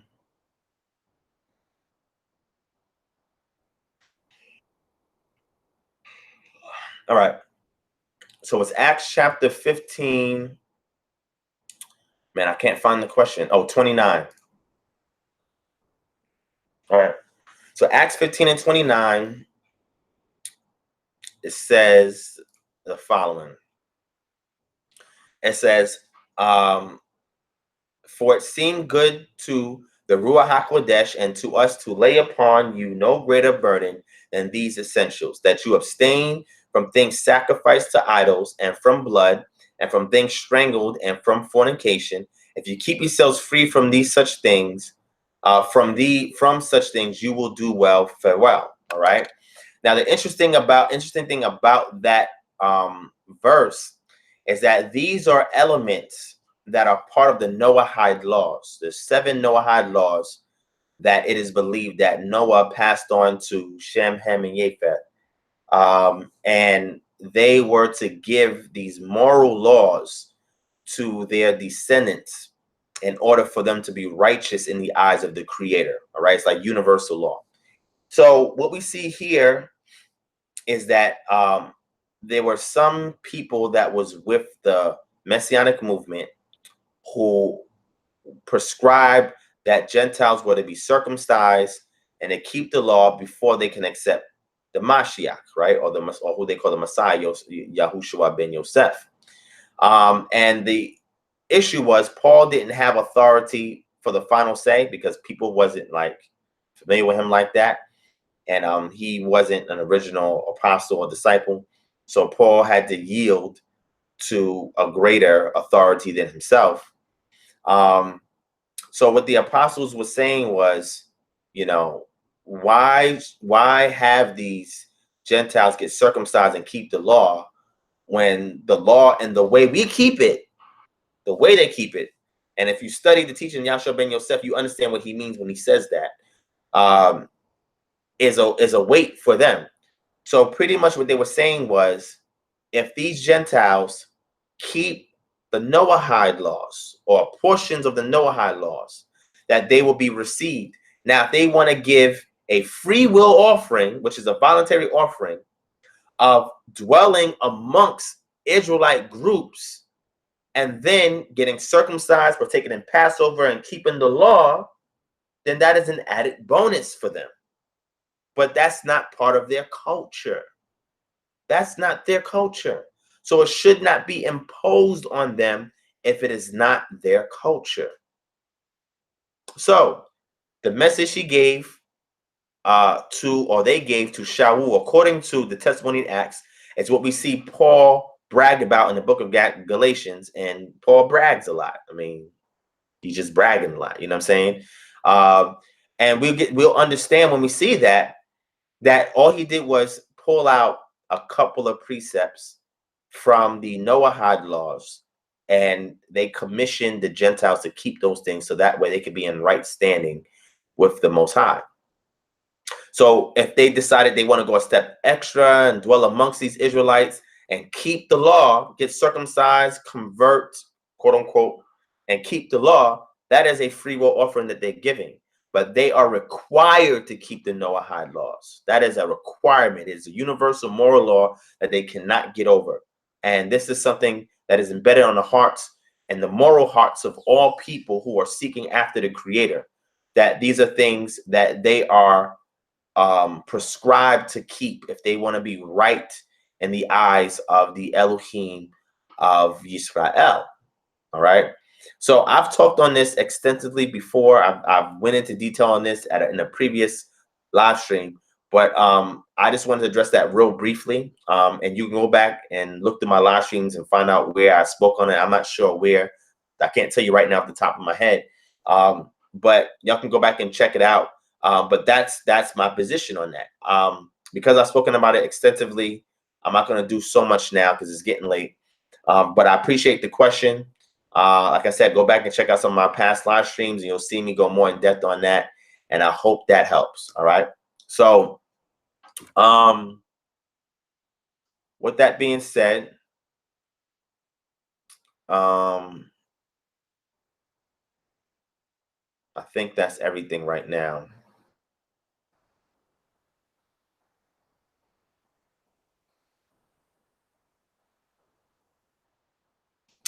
It's like a dark bluish purple, right? But remember, I did a session where I showed y'all what the Gedalim is supposed to look like, and the zitzits that come off of the Gedalim. So the Gedalim is really twisted cords that wrap around the garment edge, and the zitzits stem from the Gedalim and hang down off of it.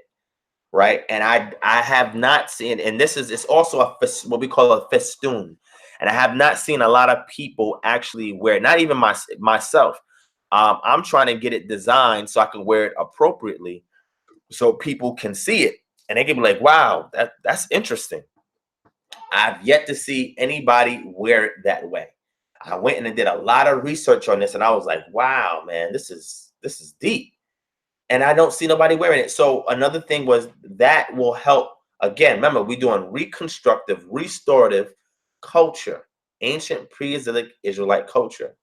And I want to restore that festoon shape of the braided cord, Gedalim zitzit. So that way when I wear it, it'll stand out, not just when people see my fringes, but also within our community. They'll be like, whoa, I don't see nobody wearing it like that. And I'm like, this is the scriptural way that we should be wearing it. You know, and I spoke on this before. I think it's the video I did about the 5K subscribers. Go back and check out that video. It's a live stream session, and I go over the fringes on that one. I believe, I'm not mistaken, I go over the fringes in that one. But definitely check that out. All right. Love you too as well, James. Yes, Melanin Rich Nagas, you know it.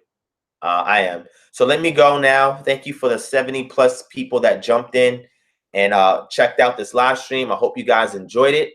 Hope you guys learned something. Thank you guys for supporting me. Thank you for all your donations, your prayers, your love. I didn't hear back from my brother Deshaun, so I'm not going to feature him. But what I want to do is this. I'm going to give you some information on there's a couple of people in our community that need assistance, okay? Financial assistance, resources, advice, and help. And I want to shout these people out. So in the event you know them on Facebook, you can help them. Let me get. Remember, this platform is not just about me or Kingdom Harbinger Ministries. It's about helping the community. All right. So I want to keep my brother Malak Lorenzo Amadis. I want to keep him in my prayers and our prayers. I'm gonna play another song that he did for the ministry. He made a couple of songs for the ministry. Let me play one of them.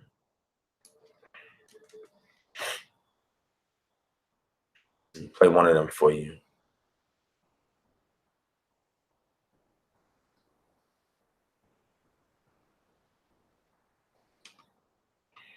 And then I want to show you something that he had sent me. But let me play this song real quick.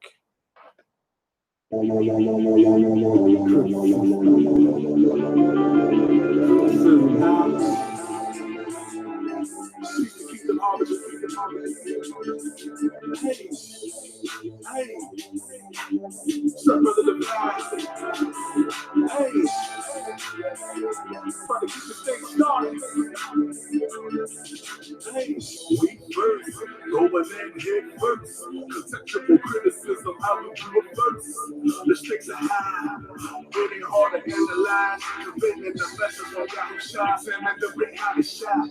You go see something real important, how the writers and the money, how historical records, all methods of learning, to canonical records, to Akatara. Anything less, yes, is an act of disservice.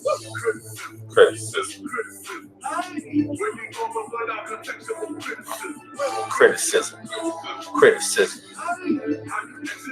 Text without, how you exegete a text without criticism?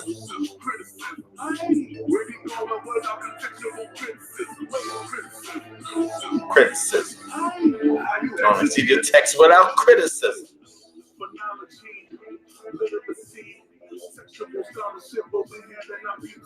Y'all does the best.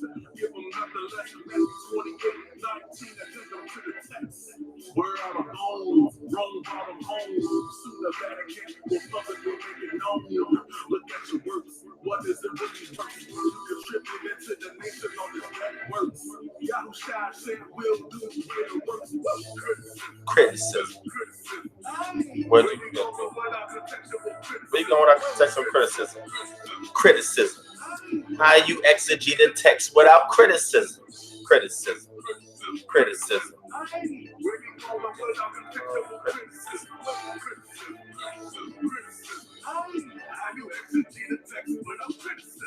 We studied it all, comparative coaches, relegated to a system where y'all the focus. He put his right hand on the son of man, raising up to speak against the things that found in the land. Psalms 82, you see a divine counsel. Only need a mustard seed to fake the rule mountains.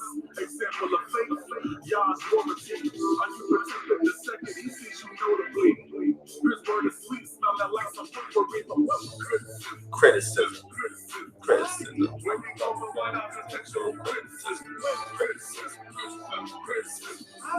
How you exegete a text without criticism? Criticism. Where are you going without textual criticism? Criticism. Criticism. How you going to do your text without criticism?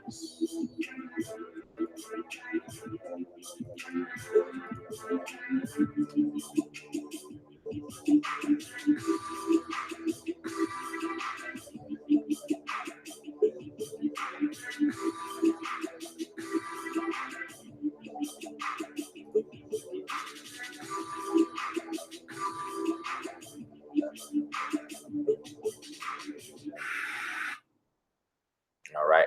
So that track right there was from the brother Malak Lorenzo Amadis. It's called Criticism. It's fire, man. It's really fire. Really fire. Hopefully you were able to hear that clearly. I wasn't sure. I didn't want to blast it too loud, but hopefully you was able to hear it. But that was a fire track. And the brother, he made about 2 or 3 tracks for the ministry. And he is also has joined the ministry. He's on board with the ministry. But at the current time, the brother is in need of assistance, financial assistance. And I had asked them, you know, are you okay with me sharing this with the audience on my platform? And he said, sure, no problem. You know, so he, you know, very humble about it. You know what I'm saying? He pushed aside his pride and he acknowledges that he needs help. So I'm going to donate to the brother when I get off. And hopefully y'all will be able to match whatever I donate to the brother, so that way he can get some assistance, him and his Isha and his family, as they're going through this hard time. So, you know, he lost his job and he just needs a few dollars to make ends meet until he's able to start working again. All right. So, you know, if anybody wants to donate, I'm going to go ahead and post the link again. The link is there in the chat. You can click on it. I'm going to show y'all the screen, my screen real quick so you can see it. So you know that you're at the right at the right page. All right, so this is it right here. All right, GoFundMe.com, Hebrew-music-artist-seeking-help. All right, his goal is 1,000. So far, one sister donated $207. All right, so I'm gonna go ahead and make a donation because, you know, we keep a pool of donations that we get from you guys here for situations like this, so we can help our brothers and sisters in the community as best we can.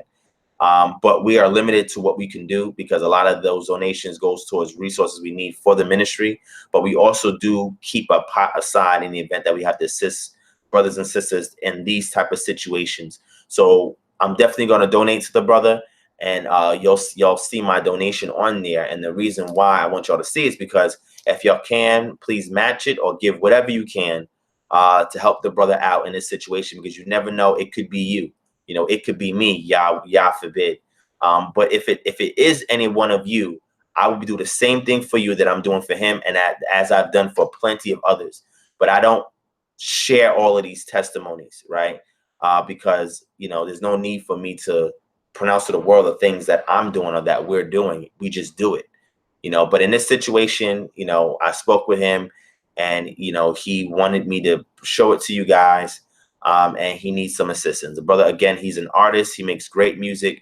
He made 2 or 3 tracks for the ministry already. He's very eager to participate in the ministry, but he's just having personal issues right now. So we want to keep him in prayer. Those who cannot donate, just pray for the brother, and you know, do what you can to reach out to him if you have any other resources or anything you could do to assist the brother.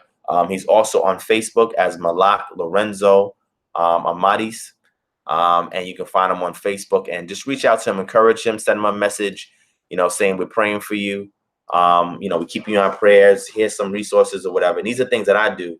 But because I have so much going on, is only but so much attention that I can cater to a situation. So I either leave it up to my admins, or I make other people aware of it and let you guys, you know, do the rest. All right. But again, we're a family, we're a community. And if any one of y'all were in need of anything and I can help you, or anybody that's connected to me can help you, we are here for you. All right. That's what we're here to do. So like I said, I'm going to give a donation when I get off. Hopefully y'all can match the donation and we can help this brother out until he gets out of this situation. All right. There was another sister on Facebook as well that needed help. And I'm trying to find her name so I can give her a quick shout out so you guys can reach out to her as well and assist her as well. She's located in Houston. So anybody that's in the Houston area, like the brother Malak, he's in Alexandria, Virginia. All right. But like I said, his name is Malak Lorenzo Amadis on Facebook. And he's located in Alexandria, Virginia. So if anybody's out there in Virginia, you can offer some assistance or some help to the brother, please reach out to him. The sister is out in Houston, and she was put out her house where she was staying. Her children were being abused or whatever. I think she spoke up against it. She got kicked out the house. You know, a neighbor sort of situation, invited her to stay with them. But then the neighbor, who was a male, he was pretty much, you know, even though he was married with kids and everything like that, pretty much telling her, hey, if you're going to stay here, you're going to have to give it up. You know what I'm saying? Which is crazy, man. It's really crazy. But that's what he said to her, according to her story. And she was freaked out about it. And now she's, you know, she had to leave there. She's staying in a hotel, and she's trying to get some assistance for her 2 children. Israelite sister, you know what I'm saying? So I reached out to try and understand the situation and see what I could do to assist her.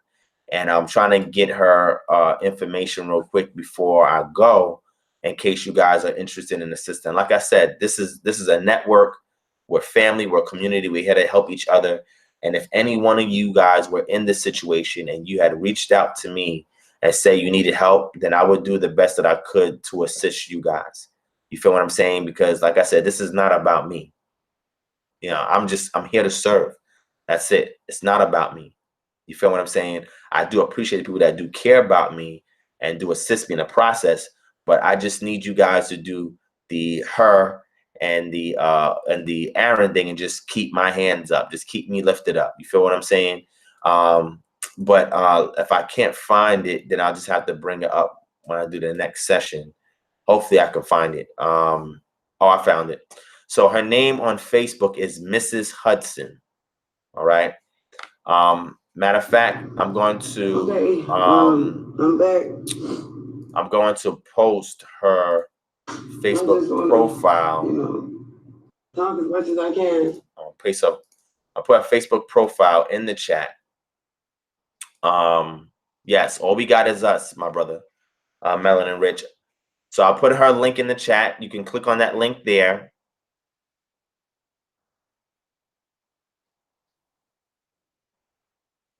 Oh, okay. I'll bring the brother back up again. If you have the link, Shawnee, for the brother, can you please post it up? And I'll talk on it briefly. But yes, the sister's link is right there. I posted it. Click on that Facebook link. It'll take you to the sister's page, and you can watch the videos that she posted up because she needs help. So anybody in Houston, please reach out to her if you can. See what you can do to help and assist her. We shouldn't have to go to the system for help when we have other brothers and sisters in our community. And this is why we're all about culture, community, and autonomy. This is why we're very serious about this thing. This is what Kingdom Harvest Ministry stands on. So when these issues happen, we're there to help each other. You understand what I'm saying? We're there to empower each other, to lift each other, to provide advice, support, consultation, resources, finances, whatever we may need. We can get it from each other and not have to leave outside our community. I'm doing my part the best that I can. And I would love it if everybody else here can help me out in doing it in any way that you can. I don't want to put no heavy obligations on you guys. You feel what I'm saying? Whatever you want to give from your leb, from your heart, will be welcomed. But again, like I said, if it was any one of you guys in here that I see on a regular basis and y'all needed help and y'all inbox me, y'all emailed me or whatever and say, hey, I need help. I need some advice on this. I need some resources on that. I need some counseling on that. I will do my best to make time to assist you. Now, it may take some time for me to get to you because I get so many requests, but we will get to you. Okay. And if I know about it while I'm doing a live stream, something like that, I'll be sure to mention it. So that way we can assist our own, because that's what we're here to do. We're here to help and assist our own. So please keep them in prayer. If you're in Alexandria, Virginia, and you can reach out to the brother Malak Lorenzo Amadis. On Facebook, please reach out to him and send him some words of encouragement, some prayers, or whatever the case may be. You know what I'm saying? Feel free to do so. Now, Tandra said, is it okay to give on the Shabbat, or do we wait until sundown tonight? Well, I subscribe to the Shabbat, the full Shabbat rest from sunrise to sunset. The Shabbat starts when the sun sets here when we get to astronomical twilight. The Sabbath or seventh cycle of reckoning of time occurs, but the daylight portions is where every type of work ceases. So donations can be given. It's not a transaction. You're giving something to help somebody else. It's a form of alms that you're giving to help or assist somebody. But if it was the daylight portion, I would say to you guys to wait to after sunset and then give if you felt convicted that you should not be doing that on the Sabbath. But remember, the Sabbath is helping those in need, assisting those who in need. We get that from the book of Yeshaya or Isaiah. And that is what we're commanded to do, is to help our brothers and sisters. That's what we're here to do. Van Coates, no, I don't yet. I had it. I had to take it down. It's in the process of being restored. It'll be back up soon. When it is, I'll do a live stream session on it. I'll show it to you guys, give you guys first look at it, and then it'll go live. I want to make sure that I run it by you guys first. You let me know what you think about the website before it goes live. All right. But when it goes up, I'll let you know. Like I said, there's going to be a directory on the site like it was before. And that directory is going to list down all the brothers and sisters that have businesses, skills, or whatever. There's going to be a section where people need help or assistance. There's going to be brothers and sisters that have resources, assistance, or can give you a consultation to help. It's pretty much going to be a network center. There's going to be a separate page for a network center specifically for our community. All right. So there's no excuse, you know what I'm saying, for us to have to go to the system to assist us when we can take care of matters on our own. And that's what we want to emphasize. That is what we want to encourage. And that's the only way we can come up as a people, is if we look out for each other. All right. Let me see. It's a YouTube.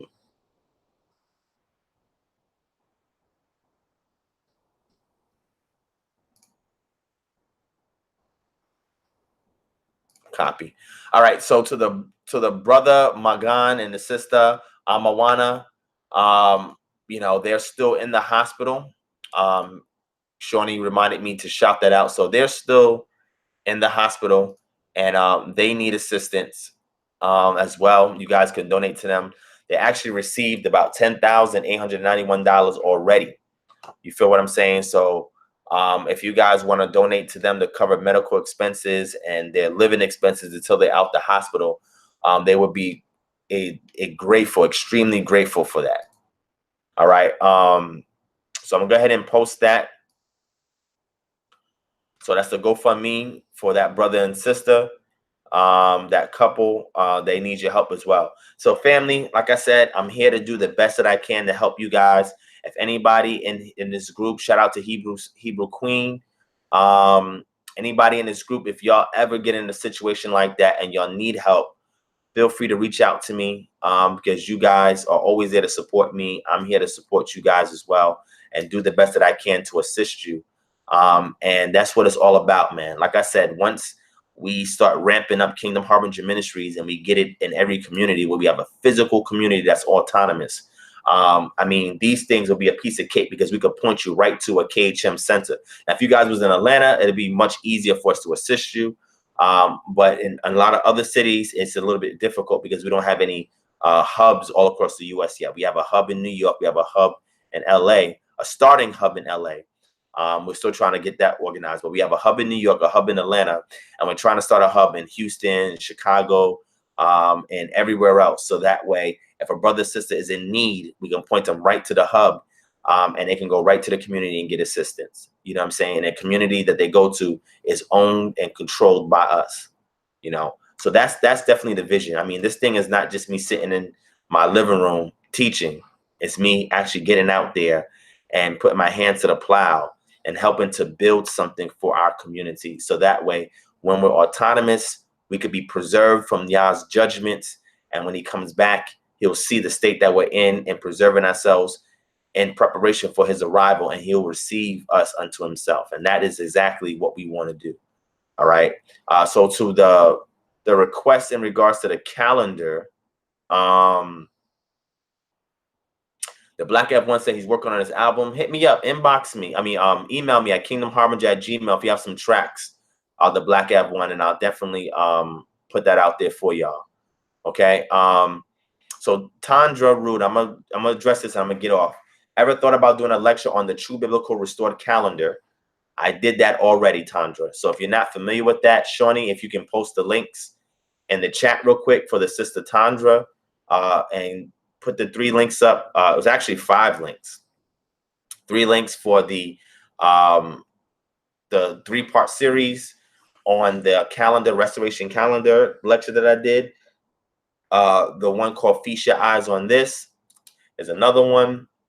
And the third one, and the 5th one is a discussion that I'm having in regards to the ancient pre-exilic calendar. All right, so there's 5 videos up, and you can check all 5 of them out in regards to the feast days and my position on the feast days. Now, in regards to the Sabbath, I'm doing a separate lecture on that later on this year. Okay, I'll definitely get to that and do that lecture. And that's going to be revolutionary. But I'm going to do that lecture for y'all, and y'all can completely understand. Because remember, everything I teach is designed to inspire you to be autonomous. Whatever it is that I give to you is cultivating you to be autonomous. That's the objective, family. All right. So with that being said, family, I love you guys. I appreciate it. I'm going to wait to Shawnee post those links real quick for the sister. Yosef, please email me. Yosef Jones, email me. Kingdom Harbinger kingdomharbinger@gmail.com. If anybody's interested in joining Kingdom Harbinger Ministries, we're rebooting it this year, so it's great if you guys want to jump on board now before things ramp up. Email us at kingdomharbinger@gmail.com. If you want to join Kingdom Harbinger Ministries because you're interested in the initiatives and the proactivism work and the implementation of culture, community, and autonomy, if these things are inspiring to you, is motivating to you, and you want to be a part of it, email us at kingdomharbinger@gmail.com. Put in the subject line membership, and we will consider your request, and we will get back to you. All right. I definitely appreciate that. Like I said, I want these hubs all over the U.S. so we can know exactly where to go for assistance. We don't have to go outside of our community to get it. And with that type of network, we will have so much confidence as a people. You know, it will restore a lot of the values that we once lost amongst each other, and even self-identifying ourselves as somebody that is that has worth. Never let your circumstance define who you are. When you speak to people, when they're in a situation, you speak to the future them, not the current them. And you speak to their soul, where their personality and their character lies. And once you speak to their character, to their personality, that will inspire, edify, encourage, and empower them to get themselves out of that situation, to break those shackles off when they're going through that situation. But if you only get them to focus, be concerned about, be overwhelmed and worried about the current situation, that is only going to overwhelm them and prevent them from getting past it. So we have to reevaluate how we approach people in situations. Remember, I did a live stream before when I was talking about conflict resolution, counseling.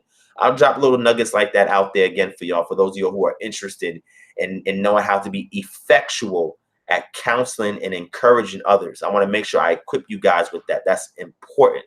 Extremely, extremely important. Arayahu says, will you at some point provide information of what the pre-exilic calendar is? Yes. I was just speaking on that. Arayahu, look at the links that Talk Truth with Shawnee is posting. She posted Feast Your Eyes on This. That link is right above your comment. She posted another link to the teleconference on me defending the pre-exilic calendar. So you can definitely click on that. And also, there's 3 other links that go back to me actually doing the lecture on the calendar. So all that information is out there. It's on my channel, and you can definitely check it out. So hopefully you enjoyed it. Junior 28, shout out to Junior 28, says, what's the name of the song you played? The name of the song I played is called Criticism.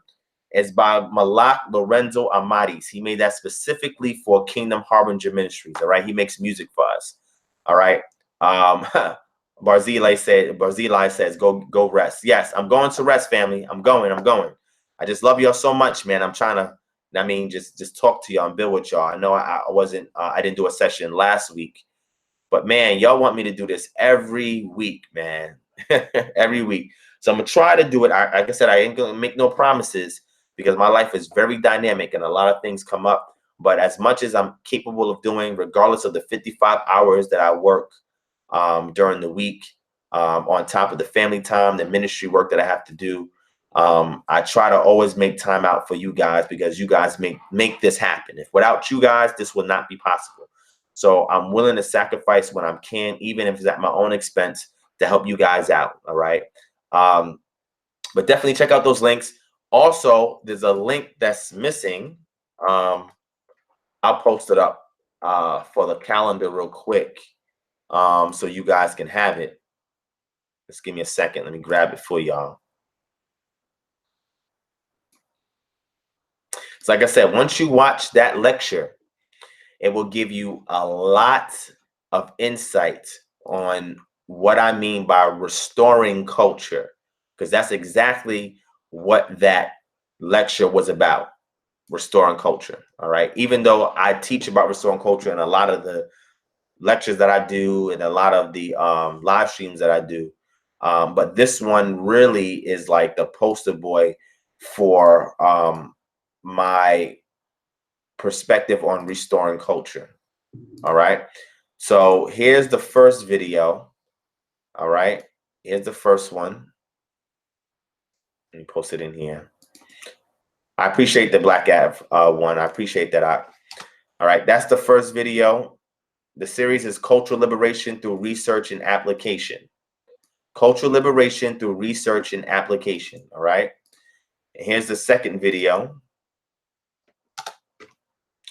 And here is the third video. Here's the third video. All right. So all three of those videos is the 3-part series for the calendar, and also gives you insight into what I mean when I talk about restoring. And that is just my work in regards to the Tanakh. Now, if you want to look at my work in regards to the Brit Hadashah, go back and watch a video called Baptized in the Tradition of the Father, the Son, and the Holy Spirit. Go back and watch that lecture. It's a very in-depth lecture. It's about 4.5 hours, but it's great information if you want to know about my reconstructive Brit Hadashah. If you want to know the methodology that I utilize to reconstruct the Brit Hadashah message, go back and watch that video. All right. It's not for the dogmatic at heart. All right. You're going to leave your dogma at the door and engage it fresh. All right. Inductively from the ground up. All right. And you'll see my work in regards to that. There's also another lecture that I have that I did recently. It is called Utilizing Textual and Historical Analysis to Determine the Hebraic New Testament Message, Primer Edition. All right. I'm going to put that link up there for you guys. Again, that is if you want to see my work in regards to the reconstructive Brit Hadashah and trying to get that information. So like I said, family, the two major areas that I do is reconstructing and restoring the ancient pre-Israelite culture, and also restoring and reconstructing the Brit Hadashah message. All right. And this is unique work that you're not going to find a lot being done in our community. And I'm putting in a lot of work, just, working on both of these things. And the third one is the connection between us here in America and West Africa as well, and showing you a lot of the time capsule imprints that are there in West Africa that helps point us to restoring our cultural traits as well, and connecting us back with the brothers and sisters, the Israelite brothers and sisters in West Africa, as well as any other allies that we have there in West Africa. All right. So it's a lot of things that is unorthodox in our community that you don't hear very often, but it's extremely necessary. It's extremely necessary. So with that, I hope you guys enjoyed. Thank you guys for watching. Thank you, Shawnee. I appreciate that. No problem, Kiefer. Finish that. My brother Kiefer, Aviel, Ben Israel, and let me know your perspective on that. All right. Let me know what you think about that. Thank you guys for the love. I appreciate that. Like I said, we have GoFundMe if you want to donate, PayPal if you want to donate, and Shawnee can post those final links up real quick. Patreon if you want to donate, and even the super chat that you can do it right through the chat as well. You guys can donate to the ministry. Like I said, we have a pot that we use, that we put aside when people are in need, and we give to those who are in need. If any of you guys are in need and we can help you, let me know, and we'll see what we can do for you. Okay. So, Shawnee, if you don't mind, post those links up real quick, and then I'm going to fizzle out. But hopefully you guys enjoyed this session. Thank you guys for watching. I love you guys. I appreciate your support.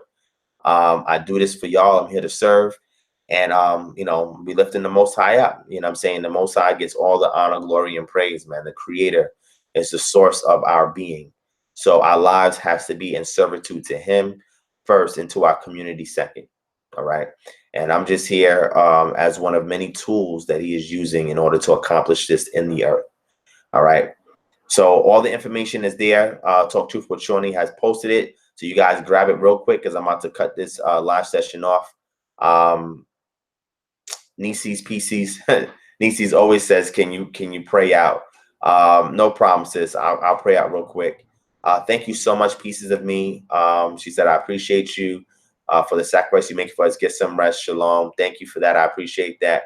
Kwame Asharala, Black Power as well. Melanie Rich Nagas, of course. So I'll say a quick prayer on the request of Nisi's Pieces, and we'll be done. Dear Yah, we come before your throne to say thank you for the day, life, health, and strength, your goodness, grace, your mercies. We appreciate you allowing this opportunity for us to get together as a family. I pray for all those in the chat right now, any needs that they may have, that you would meet their needs. I pray that you would teach them meditation and that you would use me as an agent to teach this information, so that way meditation, when implemented properly, and prayer when implemented properly, Yah, they can be in accordance with your will and yield results, Most High Yah. I pray that you will bless all of those that are here, and supplying them with any needs that they may have, and that you will keep them all kingdom-minded, keep them community-oriented, and keep them honed in and focused on you, Yah, pleasing you each and every day, Yah. We love you with every fiber of our being, Most High Yah. We pray that they will sleep soundly after this session, Most High Yah. We pray that you will watch over their families, send the spirits, the guardian spirits that you have assigned, these Melachim that you've assigned over their lives to do warfare while they sleep, Most High Yah, that you would keep the hand of the enemy away from the Most High Yah, but never keep the enemy away from them. Allow them to use opposition to grow stronger, to be pruned, to be strengthened, Most High Yah. I pray that you would rise up something deep in their soul, that you would give them a phoenix restoration, Most High, a phoenix resurrection, Most High, so the dead places in them, you can speak to it, Most High, and bring it back to life, Most High. I pray that they will be the beacons of light to all those that are around them in their lives, Most High. Provide the opportunities necessary for us to apply the things that you have spoken into us via your word, Most High. We love you, we thank you, we honor you, praise you, Most High. We pray that you will fill us with your Ruach, that you keep us Kodesh and set apart, Most High, and that you will continue to strengthen us as we fulfill the assignments that you've laid out before us, Most High. You're worthy of all the honor, the glory, and praise. We love you, we thank you, we honor and we adore you. Thank you, Yah, for this day. We say Baruch Hashem Yah, hallelujah. All right. So Shabbat Shalom, family. Hopefully you enjoyed. Thank you for watching. I love you guys. I'll speak to you again. Peace and shalom, family.